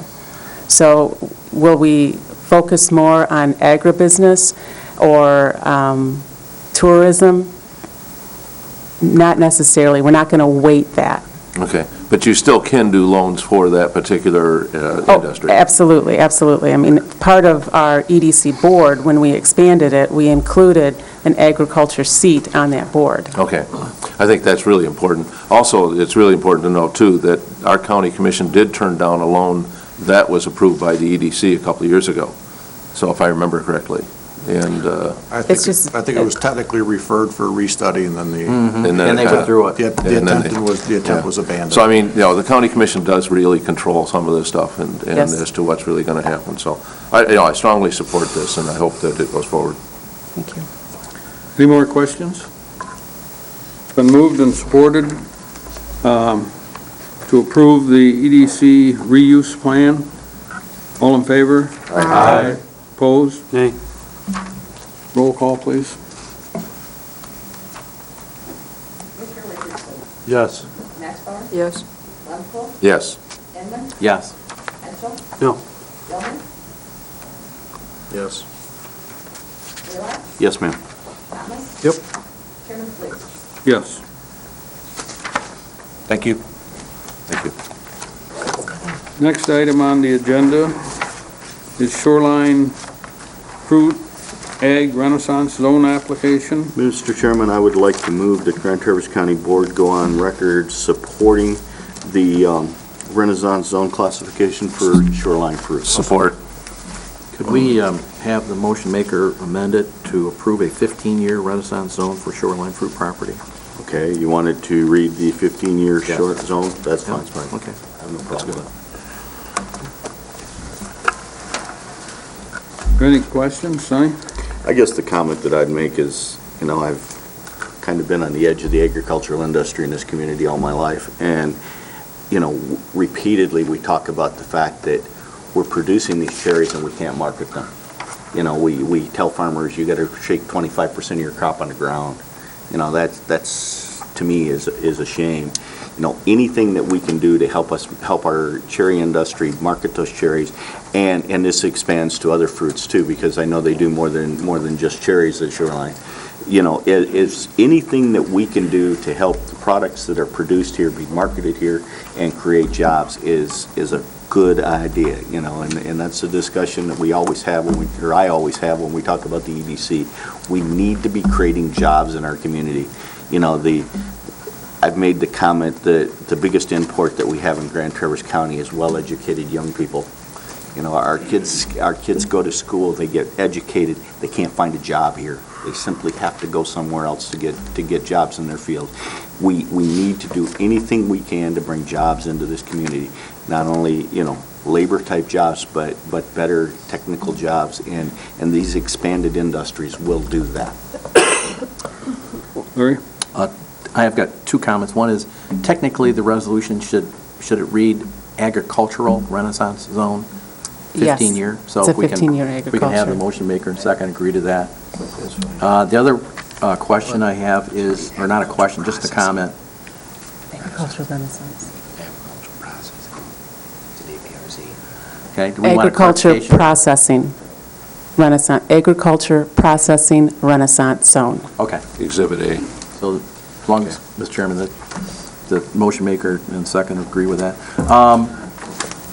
I just want to let everyone know, I've, you know, being a representative of Acme Township, I was fortunate enough to have an opportunity to engage Acme Township and their elected officials, as well as had an opportunity to take a tour through the facility with management, and was very impressed with the internal operation, how clean it was, how state-of-the-art it was in terms of what they do in terms of drying their product, and creating two other products that has become more of a demand, not only in the United States but internationally, and that is, you know, not only are they drying the cherries, but they're creating juice, cherry juice that they can maintain and hold in their facility, in their refrigeration area. You know, this is, in my opinion, a great project for the Grand Traverse County, especially Acme Township. This company didn't have to choose Grand Traverse County and Acme Township. They have two other facilities, New York and I believe Illinois, if I'm correct on the states, that they could have pursued, and they chose us because their current plant, I think, fit more in line with the operation of what they would like to do rather than the other two plants. But two, it was important to them that, you know, we had something in place that provided some level of assistance for them to get this thing up and running and marketed.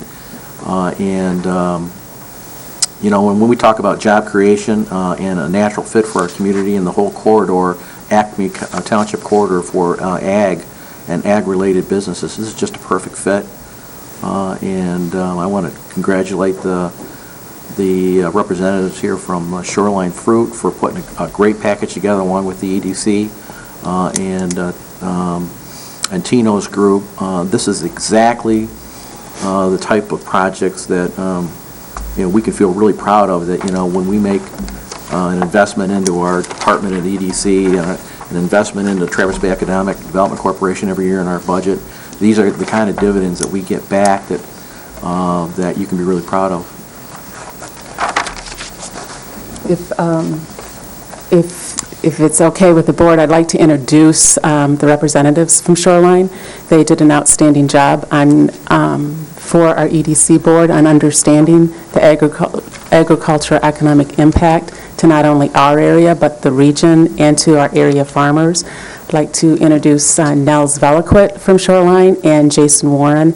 And just to give them a couple of minutes to at least outline the project as a whole and how it impacts our area farmers as well.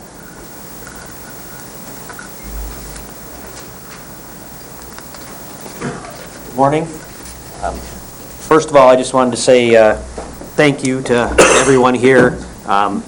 In particular, Jean Dorenzi has been spectacular to work with. She's really helped us out a lot, understanding the process and getting us where we need to be. You all have a packet of information that we've put together, and I'm not going to belabor everything that's in that packet. We just wanted to do a short presentation just to touch on some of the highlights. At this point, I'm going to turn it over to Nels Veliquit to talk about those highlights, and then I'll come back at the end to address a few final issues and then to answer any questions that you might have. Jason, would you and Nels please state your names and your association? My name is Jason Warren. I'm the Chief Financial Officer for Shoreline Fruit. I'm Nels Veliquit. I'm working as a consultant on this project and, more importantly, representing as an owner from the second generation at Shoreline Fruit. Thank you.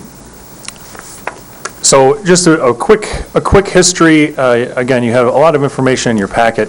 I think it's important to note that back in 2001, 10 years ago, when Shoreline Fruit essentially began its life, it started as a partnership between two cherry growing operations here in Northwest Michigan, Cherry Bay Orchards over in Leelanau, run by the Gregories, and Cherries R Us in Antrim and Grand Traverse counties, run by the Veliquits.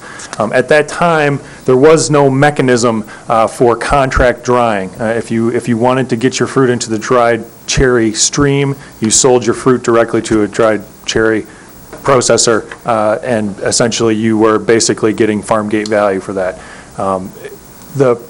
The growers here in Northwest Michigan wanted to get access to that market. They saw it as a growing market, so they contracted with Atwater Foods of Lyndonville, New York, Western New York, just west of Rochester, to dry cherries to bid on a USDA dried cherry contract. The success of that first venture, I guess you could say we liked it so much we bought the company. Partnered with Atwater Foods, and essentially at that time Atwater Foods LLC was really the progenitor of Shoreline Fruit.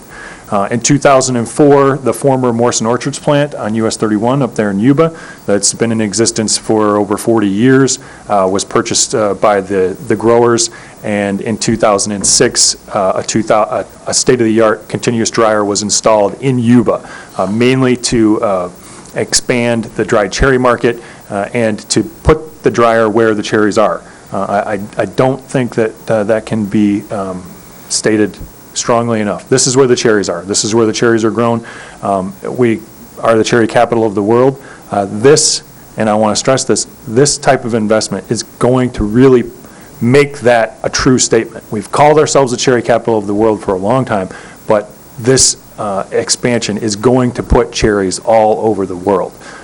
Dried cherries used to be essentially a national sort of product, really a regional product when they began about 15 years ago. Today, we're really looking at a world market for dried cherries.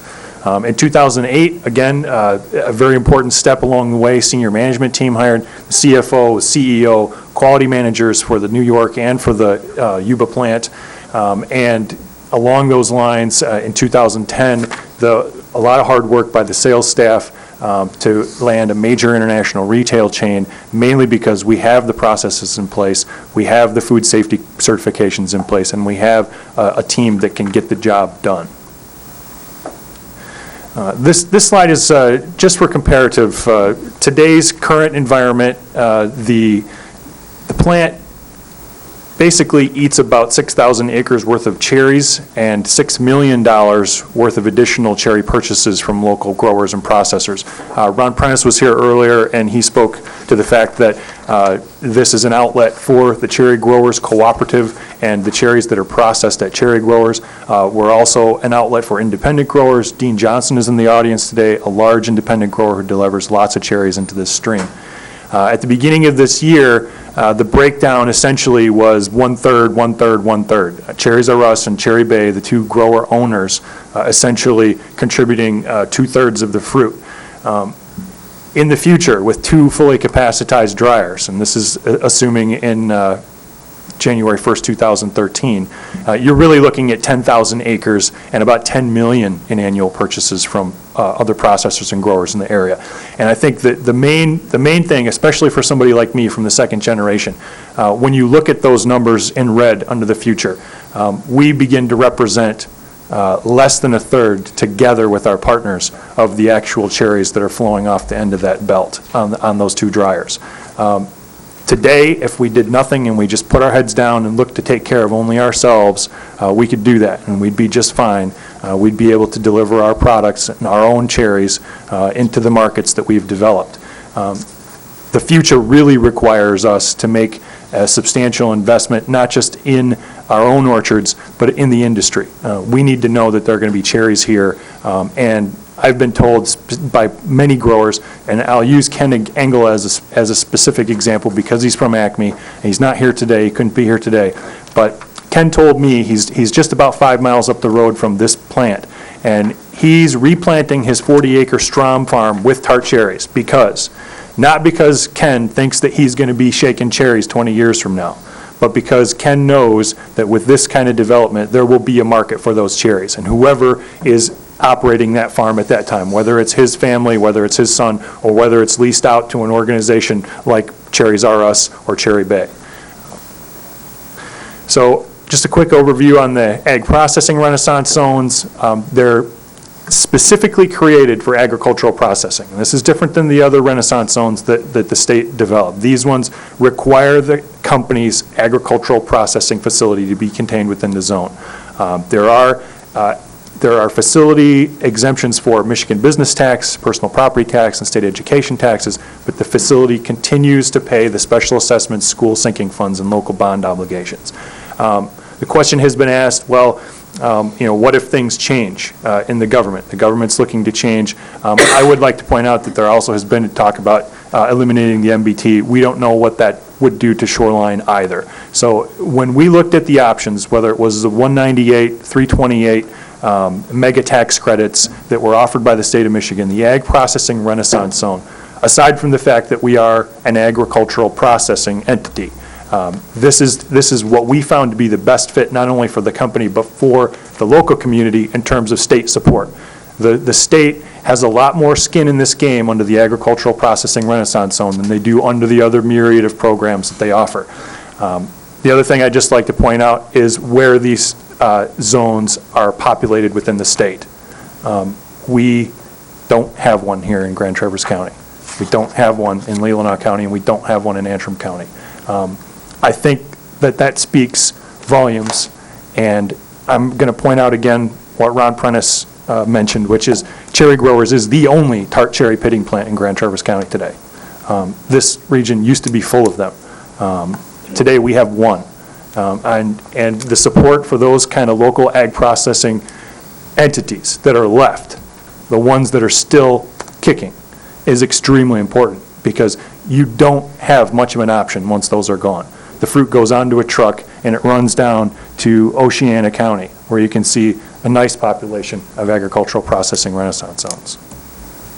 This proposed expansion essentially is about $7.5 million in direct and personal property investment right off the bat, which basically includes about $1 million+ in local services during the construction, whether that's construction crews, paving crews, service contractors, and over the course of the next 3 years, $3 million in non-ag processing renaissance zones improvements. We make investments in this plant every single year, and we make it because we have different functions that need to be supported. We have a concentrate division, we have a freezer division, and we have a dryer division.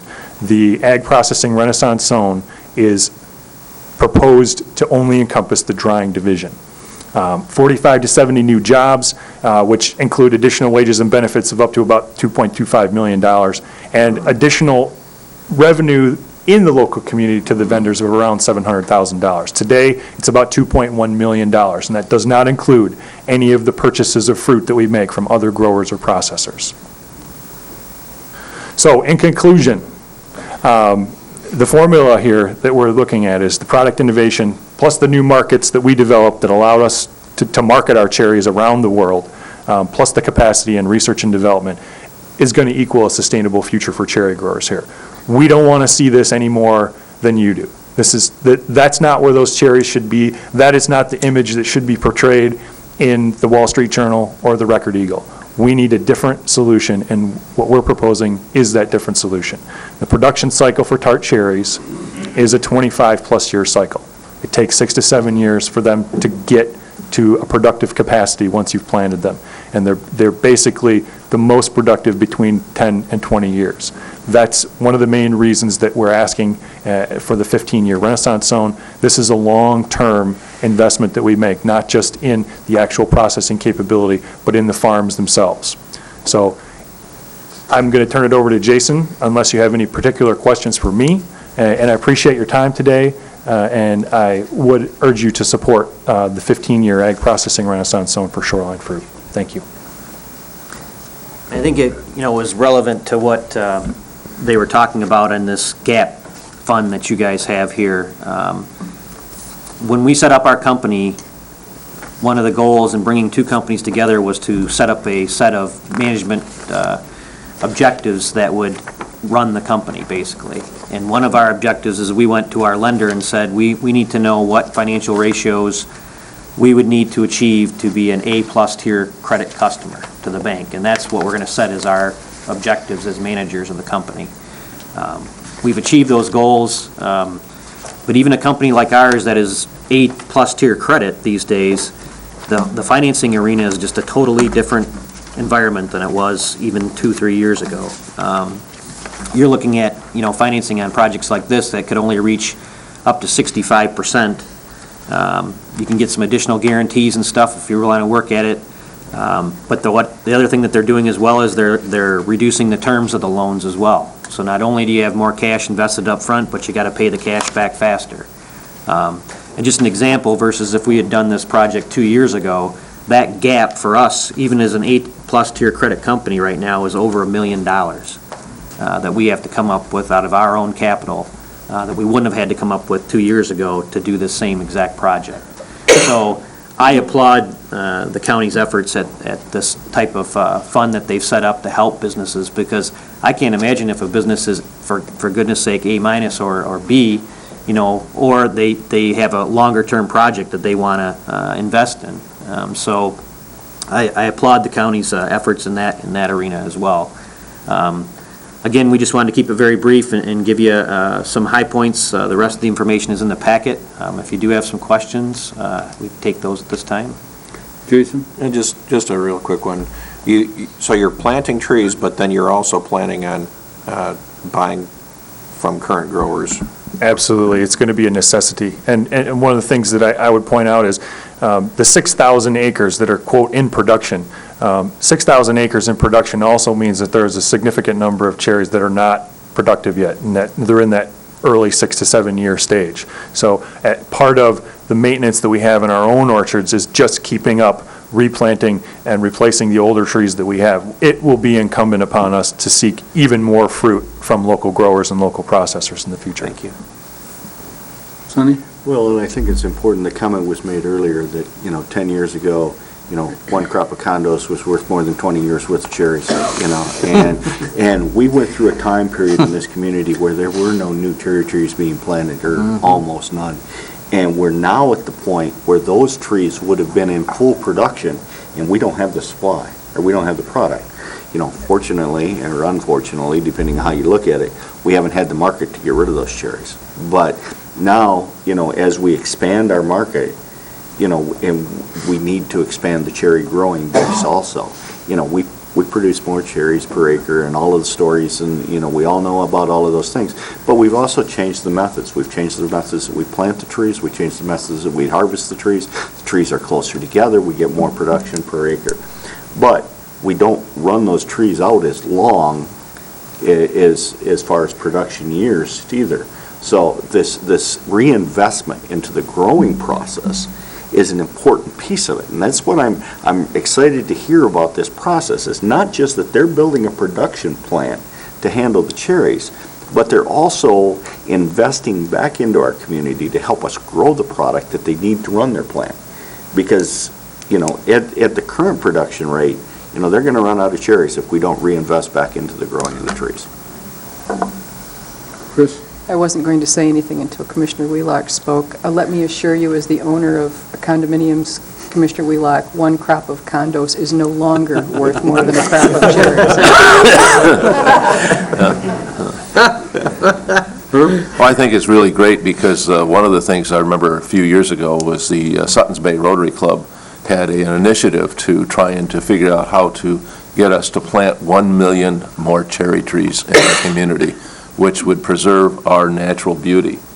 And they, in a sense, have kind of gone away. I think one of the things they were working on is trying to get an engineer to reinvent the cherry pitter so they wouldn't have so many pits in the cherries as they were going through. This is really an exciting thing. Being involved with the Cherry Festival for as many years as I have, it's great to see that the cherry industry is now starting to get the recognition that we've always thought that they should have. And we've worked many, many years to work together to get the rest of the world to recognize the value of the cherry in the healthiness of our diets. And we just continue to work on it. It's exciting. One of the things that I do every time I go visit someplace else, I always take a box of dried cherries with me and give it to somebody that I visit, and it's amazing the response that they get back and how wonderful they taste and how do I get more. And our marketing is more locally. It's not nationally in the dried cherry market, and this is just going to open those doors. And I really look forward to working with you guys. Jason, if I understand this correctly, roughly 3 million in personal property will not be included in the Renaissance Zone? Yeah, we have, and one of the reasons for our decision on where to place the Renaissance Zone was specifically related to our relationship with cherry growers. One area where we both do the same thing is in cherry concentrate production. So we did not want to place a Renaissance Zone around an area that would give us an unfair advantage over cherry growers in Ron. We've actually, over the years, gone back and forth. He's processed some concentrate for us over the years when we didn't have capacity and vice versa. So it's been a good relationship. So to support this new dryer, one of the things you have to do is to process your infusion syrup. And that requires the same equipment that you use to make juice concentrate. So we'll have to invest in a new concentrator back in that area, which is about $1 million investment alone just for that piece of equipment. So there'll be investments made back there. There'll also be investments made in our storage and freezer facility to support all the fruit that we're going to have to store to feed the dryer as well. So the Renaissance Zone as it's proposed now would be drawn around the existing drying operation and the expanded drying operation. And this is a 15-year deal with, starting at year 13, it starts to reduce? Yes, it starts to reduce 25% a year, so 13 is only 75%, 14 to be 50%, and then when you get to last year, you only got 25%. Do you happen to know what the dollar amount is, how that will impact local taxes? I think that period of time. I think Gene is in Acme Township too have worked on it. I don't know if it's in the packet, but It is. one of the things I think that needs to be recognized as well is it's not a full abatement of all taxes. We're still Right. responsible for paying some taxes on that additional investment that we're making. So it's not only a tax neutral investment, it's actually a tax generating investment. So that was important in our consideration. Like Nell said, is we looked at the other programs, and particularly for Acme Township, there was a lot more money being invested in the program at the local level than there was at the state level. we wanted to look at a program that made the state and the local communities more of a partnership than being weighted one way or the other, so. Rob? I think it's worthy mentioning that cherries are a heritage, and we talk about any loss of taxes. Well, cherries kind of built the area after the lumber was gone from this area, and we could no longer count on that. Our area had a renewable resource in cherries that my grandfather's a cherry farmer, and, you know, growing up, I spent every summer getting up at, you know, right at dawn, go out in the cherry orchard, picking and sorting and moving lugs, and work all day, and after supper, sometimes at 3 a.m. in the morning, going to Shoreline or Cherry Growers, taking a load of cherries in. So I'm very, very connected to the cherry industry in that. Yeah, I would definitely be in support of this. One thing I would like to see, Herb, if you still have any involvement in the Cherry Festival, is years ago, I'm talking 35, 40 years ago, I know you're going. the Cherry Festival, when it was a 3-day festival, was about cherries and the farmers and the equipment. Today, I venture to say in the parades, you don't see anything, even in Cherry Festival advertising. There's nothing regarding the industry. You know, it's all about the events. And I'd like to see some recognition given back to the farmers and the processors to make this all happen, really. When I was president of the festival, that was my initiative, to put cherries back into the Cherry Festival. And you know, I strongly continue to encourage that as we go forward. I think we do more of it than you probably agree with or understand, because of our strong relationship with Cherry, was it Cherry Central? Oh, it's the cherry growers industry, that we are strongly working together in promoting the cherry product throughout the country. The Cherry Marketing Institute. Cherry Marketing Institute. Last year was the exception. We had fruit, actually, for the Cherry Festival, but Well, we can't control normally, that. we're eating Washington cherries, and I don't think that's right either. We can't control when the cherries are going to be here. No, I know, but the Yeah. festival used to be the middle of July, and now it's the front part of July. It's always the first full week after the first Saturday of July. So it depends on when it sets and when it flows. So, yeah, thank you. Dick? Let's vote before the blossoms are out. All right, does everybody understand the motion? Yep. All in favor signify by saying aye. Aye. Opposed? Motion's unanimous. Thank you. Thank you very much. Thank you very We much. appreciate it. And we'll keep you apprised. This is one step on the entire journey. We'll see you again next week at your regular board meeting, and then hopefully on to the state and the commissions that we have to go through at the state next month. But we'll keep you apprised all the way I can along. assure you, I'll keep buying dry cherries. Thank you. Just a quick question. Are you guys selling the pits for heating? We have been, yes, for several years, a couple of our pitting operations have been doing that. It's not as lucrative, it never was very lucrative. It's not as lucrative as it used to be, but it is now, again, one of those projects that we got into looking to try to scrape a penny out, and what we're realizing now is that we probably ought to be utilizing those in our own facilities, in our own boilers, and really closing that loop. I think it's one of those things that we can really do in this industry.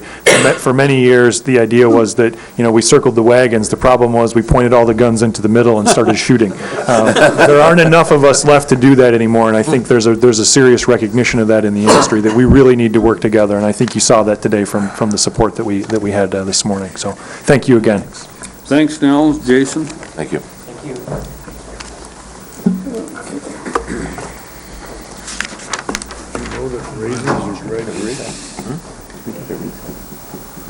Next item is our treasurer, proposed East Bay Township bond call. Mr. Rokas?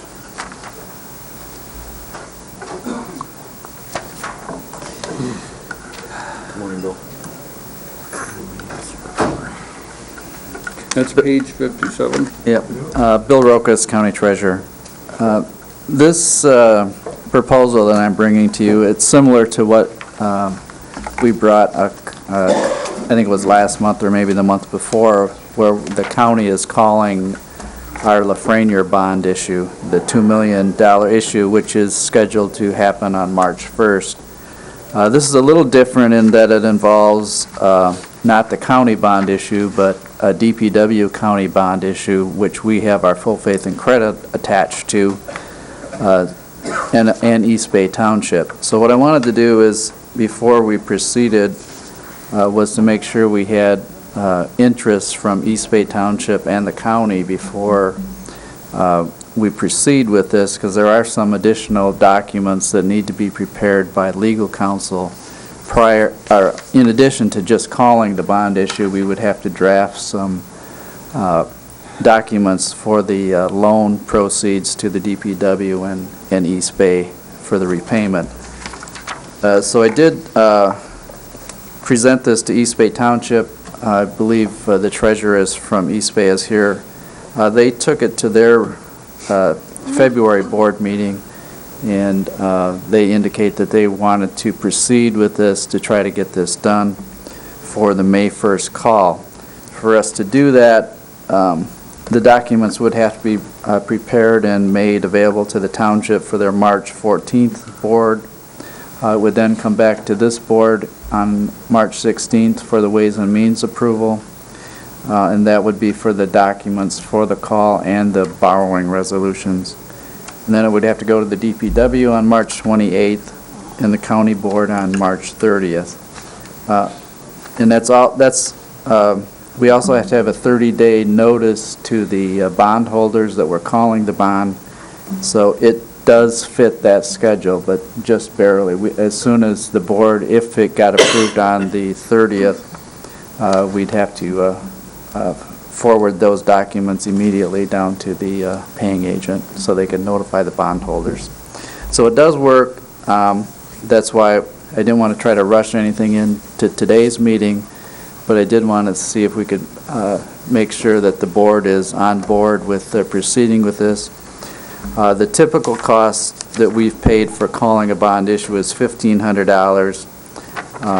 This issue would, the proposal I got was $3,500, and that's because this basically hasn't been done before in the state, and the loan documents need to get drafted. So that's where I'm at. The proposal, or the schedule, shows that the savings after the costs have been taken out to the township would be roughly $45,000, and to the county $77,000 in interest cost savings for the township. And what the savings represent for the county are the additional interest earnings that we would make on the funds that we'd be loaning to the DPW and East Bay Township. Which would be above what we typically are receiving in investment interest. Yeah, and the reason we're looking at this is definitely because of the interest rate market that we're in, trying to increase our interest earnings. Bill, I think also the township has decided to call two of their bonds on. Yeah, I prepared this, this same document for all our bond issues that are callable. And East Bay has funds on hand of their own to call two of their bond issues, which they are going to do. This one, the total call on this one would be $765,000, which they didn't have enough prepayments on their sewer and water funds to call this one, so that's why they're coming to the county, or I propose that they come to the county. There's several issues in Garfield Township that are callable on November 1st of this year, and it's my understanding that they do have enough funds to call all their bond issues, which they're planning to do. I don't know if that'll still happen, but I think so. If it doesn't, they would have an opportunity. We'd have the paperwork or the procedures in effect that we could do that.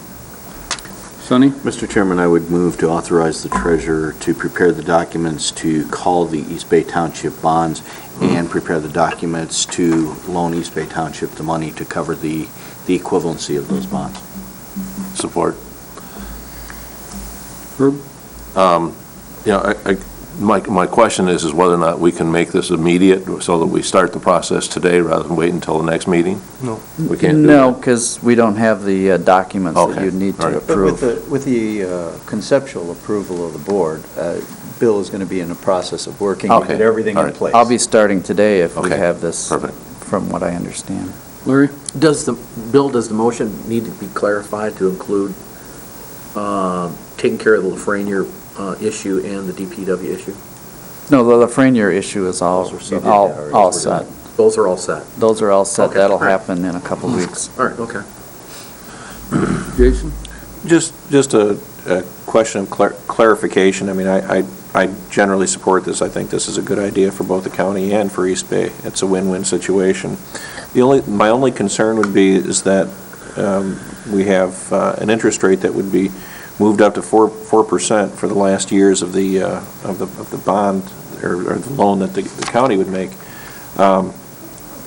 Would it be a loss to us if the interest rates generally were to explode in the next couple of years?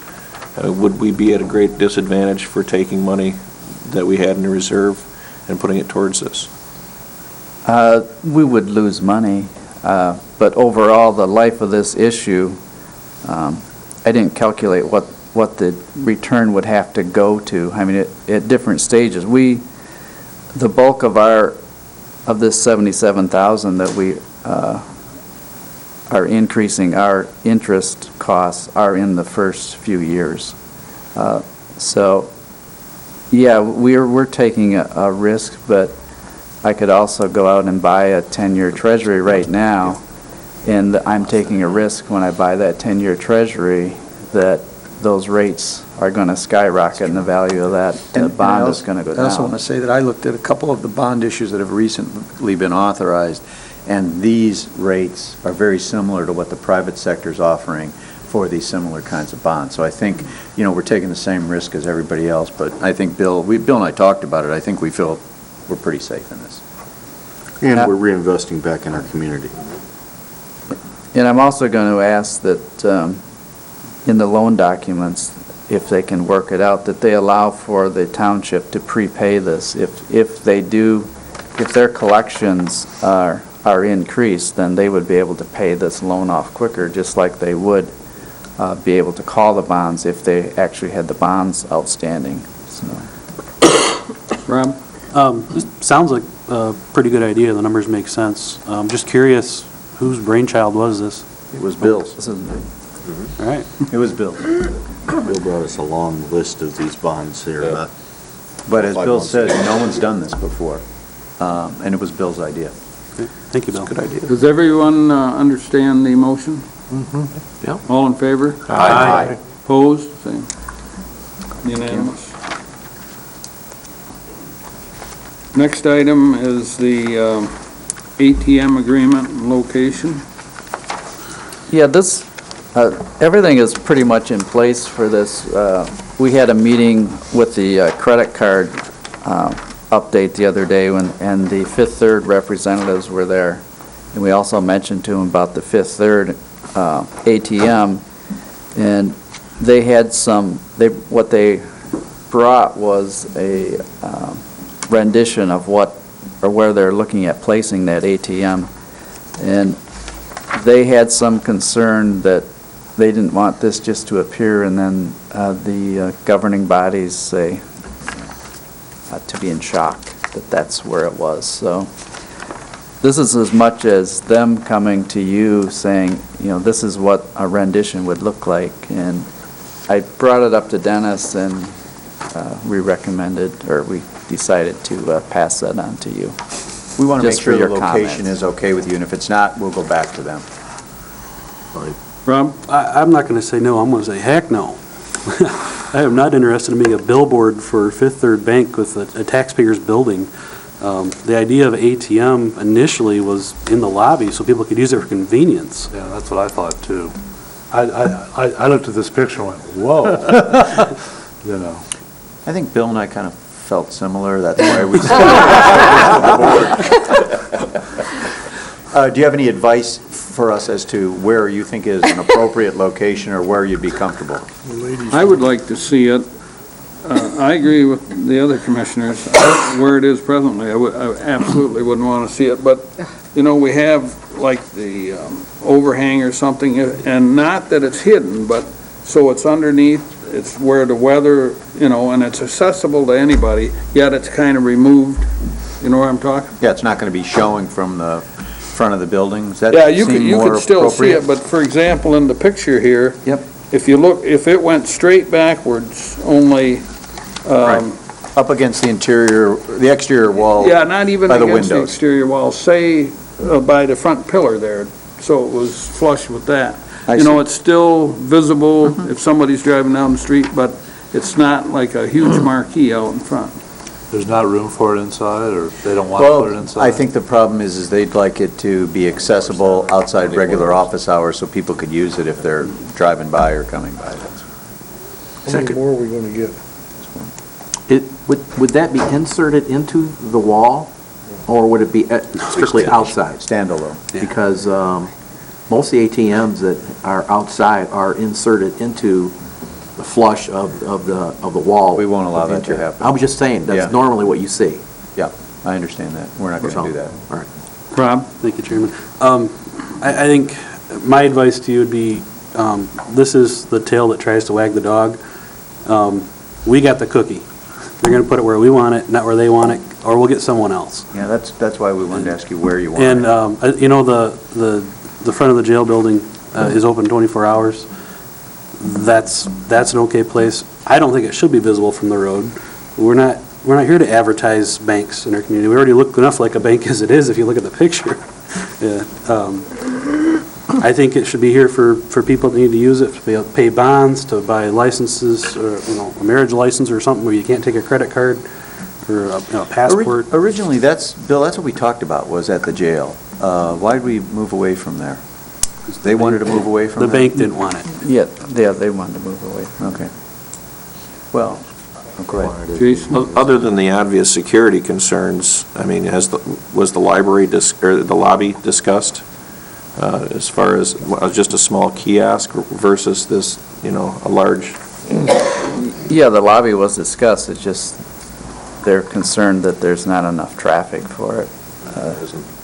I mean, they're providing this at no cost to the county, and they need to make sure that they have enough traffic to pay for this, or it'll be a moot issue anyway, so. I've dealt with ATM companies extensively at my business, and that's why I'm trying to give a lot of input on this, because the deal we got probably wasn't the best deal available, but it's an okay deal. Dick? My question is, seeing as this is a public building, how long is it gonna be before we have a whole string of them out there? Because it is a public building and we're favoring one company that's advertising for them. That's a good question. I don't like the looks of it. Sonny? Well, I think an ATM machine here on this campus has a lot of value, and we talked about it with, the subcommittee, which I said on, about, one time whether it should be in the lobby of this building or in the lobby of the jail. We initially talked about in the lobby of one or the other. I understand, that this building isn't open 24 hours a day, and, sometimes people need to get out cash to make a visit to the jail and have cash money.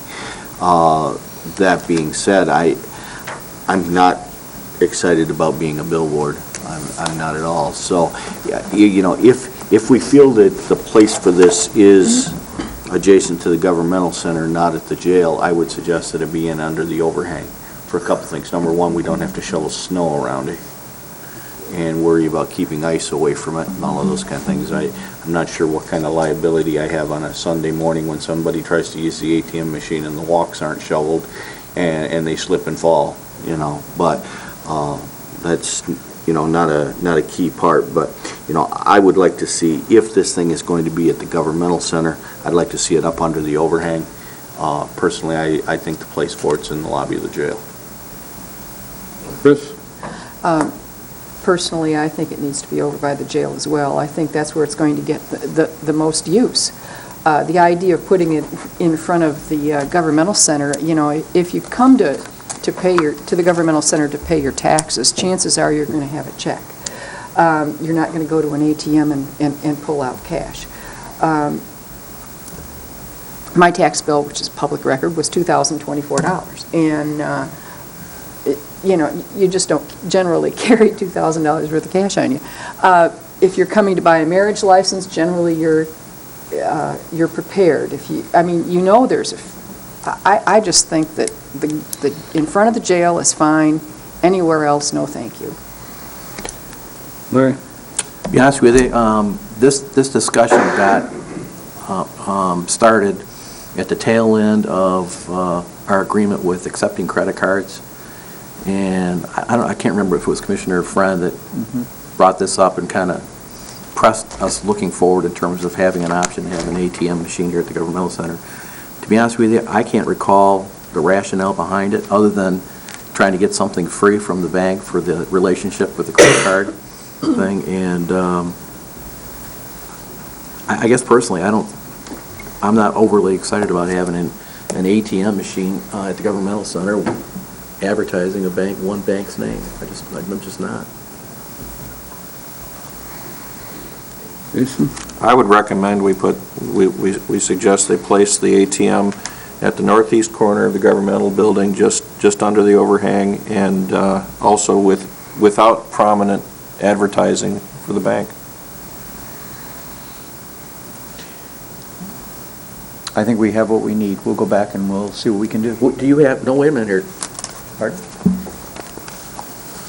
Isn't the matter of this agenda item to vote that we want to have this machine on location? No. No. You already did that. We already... No, I don't think we did. I think what we did is that we agreed with the contract that if we wanted to put an ATM machine on site, it would be cost-free. I don't think this board ever made a vote that said they would put an ATM machine on site. Well, we'll go back and look at the minutes. I don't know without looking at the minutes. Yeah. My understanding was, and actually it was at the board's direction that you wanted an ATM machine, that we were to develop a contract and sign a contract for an ATM machine in the Governmental Center campus. We had wanted, I think we all wanted it at the jail, and I think, I'll bring it back to you again, but I think, and I do think that there's a benefit, I think Commissioner Gilman mentioned it, somebody mentioned it about, or maybe it's Commissioner Wheelock, going to the, if you're going to the jail, and you want to get some cash kind of thing, that kind of makes some sense. So I think Bill and I, unless you tell us you don't want it now, we have the direction we need. We'll go back and we'll try to renegotiate something for a different location. And we'll bring it back and tell you, ask you if it's okay. No, my recollection is that we did approve, once Bill came back and said that he had negotiated at no cost to the county, we approved the placement of an ATM machine somewhere, and it wasn't location specific. As far as putting it over to the jail, I'm really familiar with the terrain over there. Outside, I'm assuming you people are talking outside. Really, that's a poor location, in my opinion. Maybe the suggestion that somebody made in the northeast corner under the overhang, I think would be appropriate. Maybe they can put their advertising smaller letters or something. Well, I think we were talking about in the lobby of the jail, because it's open 24 hours a day. But I think the suggestion of the northeast corner might be another good location. So I guess my thought was, I'm going to talk to Bill and try to go back to them and say, let's put it in the lobby of the jail. If they can't put it in the lobby of the jail, we'll offer that northeast corner as another option under the overhang, so we don't have that issue with snow and stuff. And if they're not willing to do that, we'll come back and talk to you. Yeah, but I'm assuming the bank was giving it the location of the ATM because they'd have some traffic. That's exactly what they want. And they're not going to get traffic. There's nobody that goes to the jail unless, number one, you're coming in to blow, come in the back or Visitor's Day, which is one time a week, limited hours. I don't think the bank would go along. Well, they may not, but if I know I've had some discussions with Commissioner Henschel, who has negotiated for an ATM in his business, and it sounds to me like, depending on what we're willing to do, there may be other deals out there. So I don't know that we need to compromise ourselves and our location of this for the sake of having the ATM. Maybe we want to say, no, we don't want it, and we'll go look at other options if this isn't something that's going to be acceptable in terms of location. My question is whether or not they're paying the cost for the phone line and the power to be able to be brought over to that part as part of this agreement. Because there is, you got to have a phone line and you got to have power to it in order to make it. And when you start digging underneath and being able to pull it out of the building, that's not going to be a cheap process. They could use internet for the connection, and we have Wi-Fi here. They may be able to use that. I don't know how secure that would be. Yeah, I think Danny said there was some. Well, we'll await. There's already stuff there. So, Okay. there was no cost to the county. Can I just suggest we take Linda's input onto the location, because she's got to deal with people that are trying to use credit cards and they don't take them. Do you have any? Oh, you do? Nope. Oh, we're Still working. waiting, still working. I think we should just wait for Dennis and Bill to get back with us. We'll come back with something. Okay, next item is finance. Use of fund balance in 2010 presentation, page 62. Actually, if we switched, moved to page 63, I thought, because we spent a lot of time discussing fund balance, and this is our general fund, the main operating fund of the county, the summary on page 63 shows where we started 2010. The initial budget had a $950,000 use of fund balance. We made 3 amendments during the year. The first one was a $25,000 increase for Civic Center South funding, and then $20,000 for 211 funding, and then in October to call a debt to realize some interest savings over the remaining several years. We budgeted an additional $300,000. So the total budgeted use of fund balance for 2010 was $1,295,000. That's to show initially what the budgeted use was. Then on the next page, I'm showing the actual use of fund balance. And because of the components, or primarily because of the additions that we had made to the fund balance, I wanted to break this out by component. The actual use of fund balance, and these are unaudited numbers, the auditors will come in here over the next 2 months and the numbers could change. They generally don't change much. We do a fairly good job of having our numbers adjusted. We ended up using $1,090,727.97. So we did better than we had budgeted to do. The general use was $745,727.97. We obviously made the appropriations to the Civic Center South, to the United Way for the 211 program, and then also to the Building Authority to call the debt issue. And those are the components of that $1,090,000 use.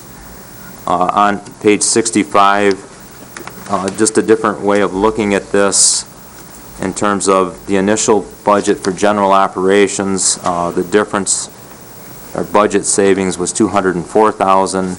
We obviously expended the additional amounts that we budgeted for fund balance. That's the $345,000 in the middle of page 65. And then just the analysis of the total, the $1,295,000 versus the actual use, to show in effect a favorable budget variance based on the amount of fund balance that we planned on using of $204,000. Commissioner Richardson? On page 77, in our budget adjustments, you have the capital improvement fund. I guess there's some carryovers from last year. This is separate from the general fund? That is correct. Okay. Each fund stands alone, has a separate budget, and the capital improvement fund, use of fund balance has no impact. So basically, on it's the like general $490,000 that was budgeted last year that we didn't spend. So the fund is that much bigger but we're going to spend it this year. Correct. There were a number of major projects in the capital improvement fund, the New World software, police, records, jail, that obviously is started in 2010, but we're going to complete. The jail generator is another example. Okay. Commissioner Maxbauer handed out, I believe you all have Yes. an analysis that we probably provided during the budget hearings in September. And her question, I can't recall when I received it. I have a tendency to just throw stuff in a... I'm pretty sure this was provided during the budget hearings because we were looking at an acceptable amount of fund balance to use in 2011, and then also the additional amount for 2012. The numbers on this page are, for the most part, valid, with the exception of, now that we know our use, that projected fund balance at $8,171,927 is actually lower than that. The number is $8,076,199, and this was done before we budgeted the $300,000 use for calling the bond issue. Okay. So that's a reason that we're less than that projected level. We did not, this was done a month before we actually did that. And I would point out that, first of all, thank you, Dean, for some, pretty accurate projections, which is not bad. You're just sort of firing a shot out there, not knowing exactly where it's going to Well, But the point is, we're still over 20%. Right. Yeah, you don't have access to this, and, I wish I would have been thinking, Commissioner Maxbauer, to have those numbers in the analysis. When you look at that $8,076,000 number, that is 21% of the 2011 budget.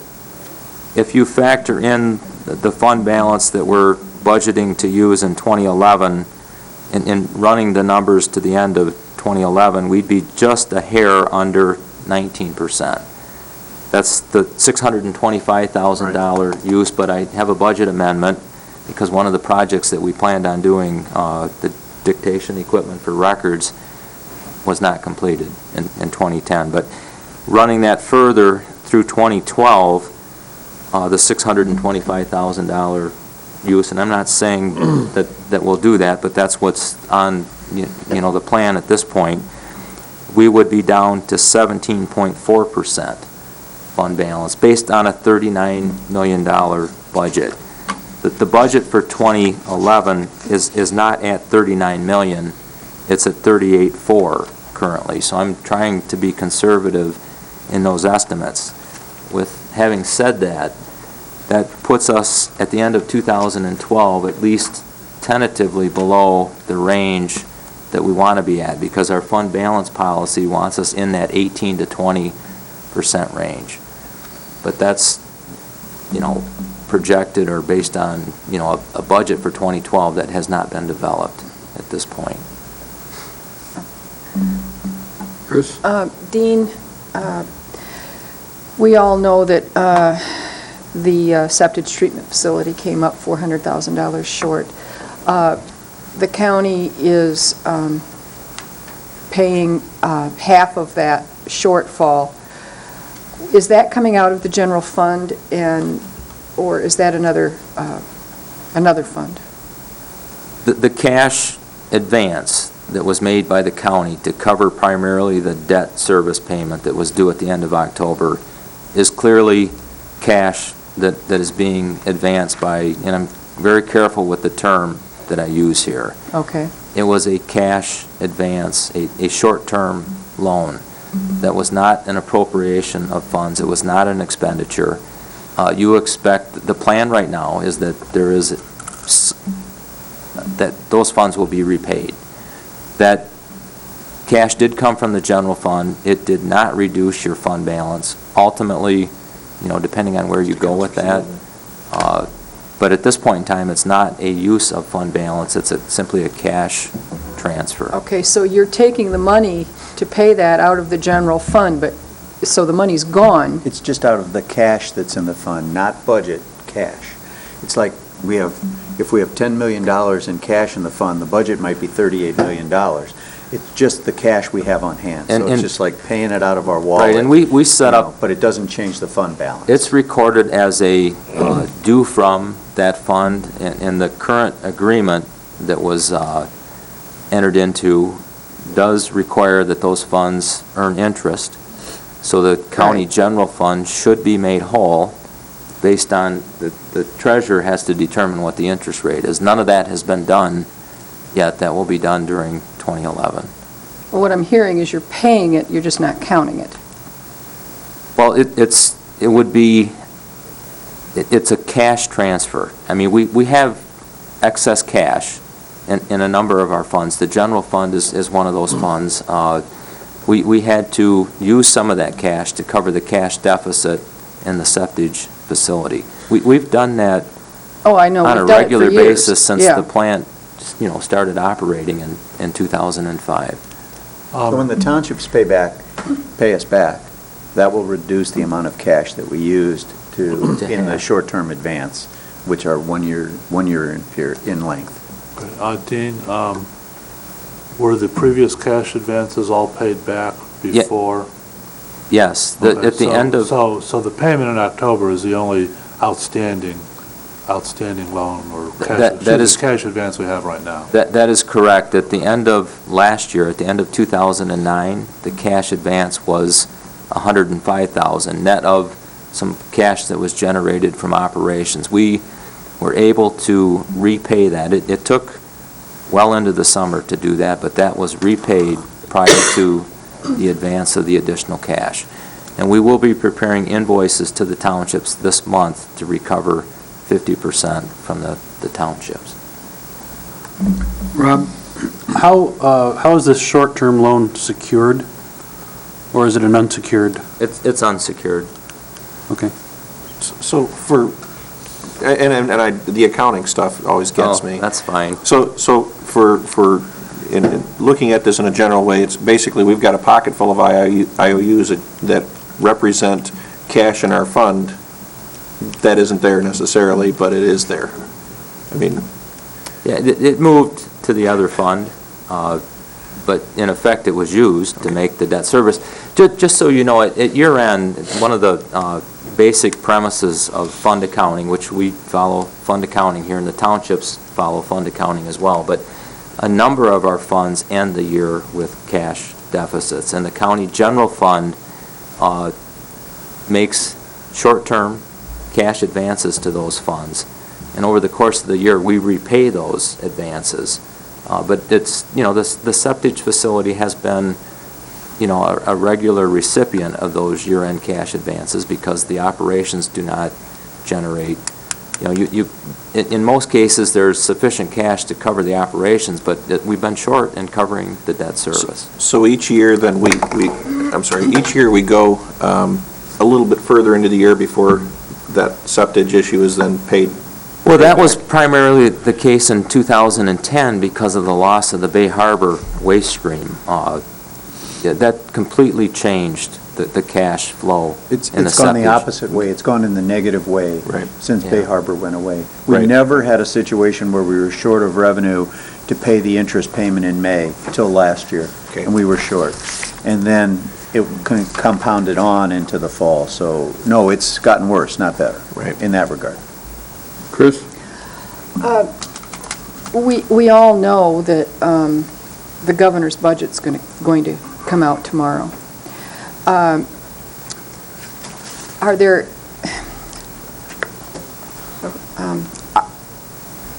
will our fund balance, well, everyone's going to take a hit. And clearly it's not necessarily going to be this year, but it could be because the state's budget, I believe, is on a different fiscal cycle than us. Do we have any idea, as long as we're talking about fund balance? Well, we don't until we see the budget, but I guess what I'm asking, Dennis, is when the budget comes out, we'll all be looking at it, but is there any way that we can, regular payments, for instance, that we get from the state to the health department? I mean, I would like to prepare well in advance for 2012's budget, and I would like to get some kind of idea, as long as we're talking about fund balances, what your initial opinion is of what that budget, how that budget will impact Grand Traverse County. Clearly, the biggest impact will likely be in the health department, and, we watch that on a regular basis. The difficulty here, it's all, at this point, speculation, of course. When the governor's budget comes out tomorrow, they'll spend, in past years, they've spent anywhere up to 6-8 months negotiating that with the House and the Senate. And so you'll recall, oftentimes, while the budget of the governor comes out now, when we come to you in September, October, we're still guessing what the health department appropriation will be. Now, the good news is that I believe the health department, I think with the health department, which is our biggest user, we have a fairly, Fred has a really good handle on it, and we have a fair plan for contingencies in that regard. This last year, I think the health department ended up with a $400,000 fund balance, increase in fund balance? Yes. They increased their fund balance by $400,000. So Fred and I have already talked about the fact that depending on what happens with this budget, we think we have a method to come back to you and talk about giving you some options if programs funding from the state is cut. So we can talk with you about, do you want to continue those programs? Do you want to eliminate those programs? But I think we'll have some options for you in that regard. But the difficulty here, and I'm really not trying to make excuses, if you ask me, to give you, we'll give you updates monthly about where we think we're at. But the problem is, frankly, because of the way the system is set up, we may not know till September, October, or even beyond. They've done contingency appropriations past October, which is the beginning of their year, just to get them through October, November, December, and then finish the budget up in January. So it's a pretty difficult thing. But that's the obvious one that we're watching the most. We're also concerned about some of our grant programs where we might be in the second or third year with the courts, the drug programs, the mental health courts, those kinds of things. But, I guess when tomorrow comes and we see what kinds of impacts the governor's proposal has, then we'll go back with the departments and we'll look at each of those and try to come up with some kind of a plan for how we might address that if they stay as part of the final budget. Larry? Dennis, can I clarify something with regard to the question on the advances for the septic treatment plant? Sure. Is it my understanding that those advances are considered part of the full faith and credit of not only Grand Traverse County, but the 5 townships, and that the documentation that provided the financing mechanism and the bonding mechanism calls for that full faith and credit? And I guess so I was always acting under the impression that advances were covered under the full faith and credit, and it would not be unsecured. Is that a bond council question? It probably, we could clarify with the bond council, but here's how I think it goes. The full faith and credit of the county is behind those bonds, okay? The septic treatment bonds. They are then guaranteed by contracts with the 5 townships who are contractually responsible to pay that if a shortfall exists, okay? So that's the arrangement in the bond issue. All you've done here is you've made a short-term loan to one of your funds for the shortfall, the annual for the shortfall. And I'm not a lawyer, but we'll double-check this. But I think in no way does that jeopardize the agreement that you have with the 5 townships that they guarantee the payment of the bonds. I guess the second question I have is, on the actual advances and now the I guess the agreement of paying interest, do we have any do we have like a memorandum of understanding or any kind of agreement that the county and the 5 townships have signed stating that we will, this is how the advances will occur and the interest will be spread and how it would be paid back? Have we gotten to I don't know if we've ever documented that. We have it documented in the resolutions approved by each Okay. unit of government, but we do not have a contract yet. That's something I've talked to Ross about. Okay. About developing an actual contract that talks about the repayment. All right, okay, all right. But finally, I know that these are guaranteed by the townships through their contracts. All right, okay. But I think a contract is necessary. I would think so, too. Mhm. Okay, all right. Sonny? Mr. Chairman, interesting discussion, but I believe the item on the agenda is the review of the fund balance. We've got people sitting here that are waiting to have discussion about other items that are on our agenda. Could we move Okay. forward with the finance director's report, please? Well, if we can, if you look at page 67, this is the trial balance then at the end of 2010. And then I provided, which may lead to some discussion, the revenue by department and expenditure summaries by department for just the general fund. And it starts off with the revenue summary on page, I think it's 68. Numbers are 7, but, okay. Oh, no, I'm sorry, 8. And that's, what this does is shows the budget in the first column, the actual revenue in the middle column, and then a budget variance. And if it's a bracketed item on the revenue analysis, that's meant that the actual revenue was shy of the budget. And just, I'm going to go down this real quick. The non-departmental, the main reason for that large difference is that has the fund balance budgeted in it. Fund balance, the fund balance never becomes an actual revenue. It's just a budget balancing item. And then the differences were primarily in tax revenues that were higher than, the budget was higher than actual. And I'll talk about that a little bit later. In most cases, the court revenues were down. Circuit court-related revenues were the largest source of the variance there at $74,000. Interest revenues were down, and the actual revenue recorded included the transfer of interest to both the Grand Traverse Pavilions and the Commission on Aging, as we had agreed to do starting in 2010. The 312 department federal grant revenue, that's a favorable budget variance. We had to record Homeland Security equipment that was received. That grant is being handled by Antrim County. So that's a additional revenue, but it's offset on the next page. That department, I believe, was over budget by $61,000, but that's because of having to pick up that federal grant-related revenue and expenditures. And then the corrections revenues were down primarily because of the population count over the course of the year. In recording the taxes receivable that were not collected at the end of the year, we're on a summer levy. We took into consideration, Bill and I get together on that, and we make a determination of how much we should, I guess, underbook the receivable by based on what we know in terms of what might be Board of Review adjustments. And we had also, before January 31st, we had heard, we knew what was going to happen with the Great Wolf Lodge. The Great Wolf Lodge adjustments were both for 2009. Yeah, 2009 and 2010. I believe that the total of those was $90,000. We took that into consideration when we recorded the estimated tax receivable at the end of the year.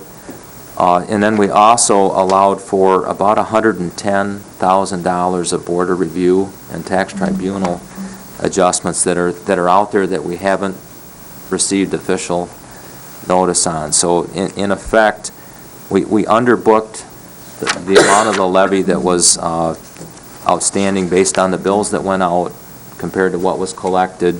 And that may be a bit high, but we'll know that by the time the auditors are here. And if that's the case, they could book an adjustment going the other way, which would reduce the use of the fund balance. But we thought, we needed to at least record what we knew about the Great Wolf Lodge, and we wanted to put a fairly large conservative estimate in for Board of Review and Tax Tribunal adjustments. On the next page is the expenditure summary. Probably the one comment that I would want to make here, there's a large bracketed amount, and this works the same way. The variance column The bracket amounts mean that we spent over the budget. And county patrol jumps out, that's a large variance. County investigations is also a large variance. That 312 county investigations is due to booking the federal grant and equipment that we received under a Homeland Security grant. I simply did not amend the budget for that, and I should have. If I tally up all of the sheriff's departments, we're $60,000 over budget, over the total appropriation that was approved for all of the sheriff's office departments. If I back out the federal grant expenditures, which were $70,543, the net result is they came under budget by $11,199. We had a retirement that was unexpected. The captain in the patrol division retired November. That was not budgeted. That was a $30,000 plus hit. We don't budget for those payouts. So all in all, even though we had that huge variance there, I think we can explain that fairly well. I just noticed this. I think there may be an error at the bottom of this. Dean, I don't think the 788 should be bracketed. If I can, because I was going to comment on that. It's just reversed. Yep, that's. And honestly, I think the variance should have shown. You're right. Positive. It should have shown negative numbers where they underspent and positive numbers where they overspent. Above the line, because it's a reverse below the line. No, I don't think so, Commissioner, because if you look at county patrol, the budgeted was $4,700,000 and they spent $4,800,000. So that should be a negative. Yeah, I think the brackets are correct up top, but it's not correct. I'm just saying to match what's below, the numbers on top should be reversed. Yes, I was saying, yeah. So basically, Sheriff Patrol should show a positive $132,000 because they spent $132,000, whatever it was. Correct. More than what was budgeted. Right. What this says is we spent $788,000 less than what was budgeted. Right. Not more. Right. Okay? That's correct. We have the same problem when we put the financial statements together. The logic can really mess with the numbers. And if you have questions, feel free to call me, talk to me later. I don't want to get into a long discussion, but I just wanted to make a mention. There's a number of properties, is my understanding, that are going to a tax tribunal in the state. Do we have a contingency in mind of what happens if they just start handing out these judgments in their favor? I think we assumed a 50% loss of the tax appeals that were on the books at the time, and of course that changes. So, I won't get these numbers exactly right. We had figured about a total of $360,000 in potential loss, and we budgeted half of that to be lost. Okay, thank you. Could be more than that. And then in the budget, at the year end, the Dean talked about. We bumped that by. We bumped it up by $111,000 more. And took care of the Great Wolf Lodge. Correct. So we budgeted actually $200,000 more money that we were going to lose by the tax tribunal between Great Wolf and the extras. Yeah, we thought that was the conservative thing to do. Can you cover the budget adjustments now? Well, just, I think the first one, well, not the first one, but on page 71, anytime I use fund balance, I'm not going to brush over that, but we had budgeted to replace the Central Records digital dictation equipment in the 2010 budget. Based on the fact that was approved in December, by the time we got the purchase orders out, the actual expenditure and receipt of that equipment takes place in 2011. So I have to amend the budget in 2011 to cover that purchase, and that obviously was one of the things that helped us last year, but it requires the fund balance to be budgeted in 2011 to cover. Mr. Chairman, I would move to approve the budget of adjustments as outlined by the Finance Director. Second. Any further discussion or questions? Chris? I have a question on the county facilities janitorial supplies, and it says we added back janitorial supplies, which were originally reduced because it would have been less expensive had we contracted services. Why is that a budget adjustment for this year when the board last year voted to spend more money, not contracting? I missed making this adjustment. It was my miss. Okay, I was just curious if there was another reason. And we ended the year in the facilities fund better than we had projected. And because Commissioner Richardson brought up the capital improvement fund, there again is a large use of fund balance to cover the projects that have already been approved. Ross? I did have one other question on the budget adjustments. You have this extra $50,000 from the county facilities for the Boardman River dams. This is on page 76. I missed that item as well. I thought Board of Public Works was, handling the dams or running the dams. No, all the costs that we have associated with maintenance are provided by the Department of Public Works, but we're billed back our actual costs, since otherwise we'd be charging those 5 townships basically for the work. We tried that and they didn't agree. They didn't like that, huh? They didn't like that at all. Been moved and supported to accept the budget amendments as presented. All in favor, aye? Aye. Opposed? Motion unanimous. Next item is automated fleet fueling. Page Motion to 78. approve. Support. What's the approval? Well, I would recommend that we... There isn't a recommendation. I would recommend that we award a 3-year contract to Smokel Oil. Right. Okay. Is that the motion? Yep. All right, all in favor? Aye. Opposed? Unanimous. Let's see. Next item is unfinished business, dams information. It's a referral from RM&A, page 80.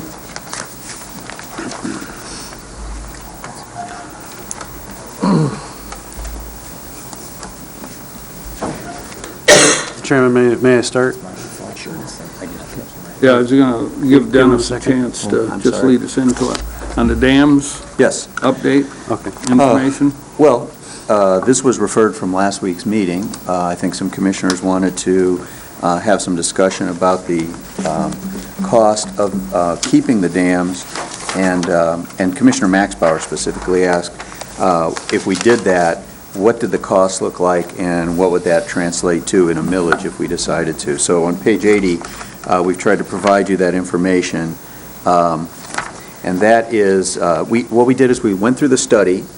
We looked at what it said the cost would be, not for producing hydropower. This is just repairing the dams, and what the cost would be for the annual maintenance. We looked at the low-end and high-end estimate that they provided, and we calculated that out to show you what a millage would cost.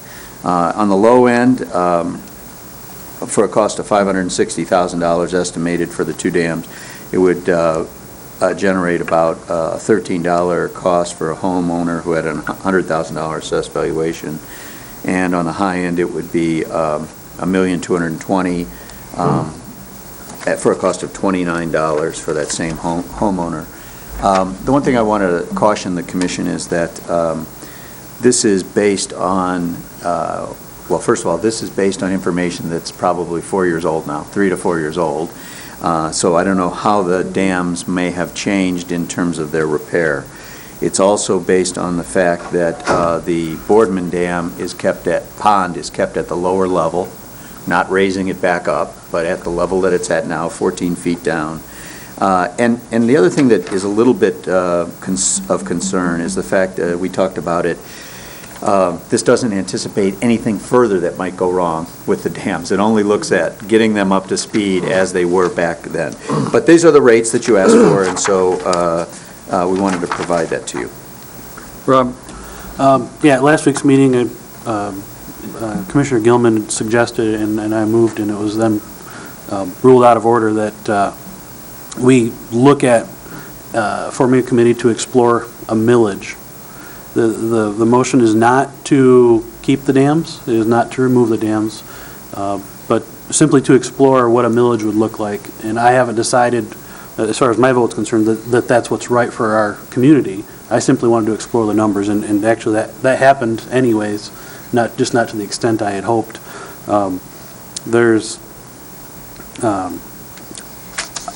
Really what it comes down to is as a citizen of this county, am I willing to pay what amounts to 12 cents a day for 5 years to live in a community that has renewable energy? No, that's wrong. You had the dams, there was no discussion about having hydroelectric power. If you're going to create hydroelectric power, this number is 10% of what it has to be. You're right, that's not the number I was going to ask for. That was just the number that was provided us. Wow. That's why I wanted to provide a committee that would do some research and look at it for the public interest. Dick? Does these numbers include the 50-year spillways that we were going to have to put in?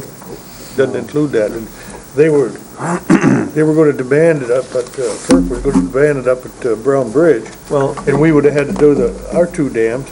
And you're talking about quite a few $1 million to put them in. I don't remember what the numbers were. Well, yeah, no. Do you remember, Todd?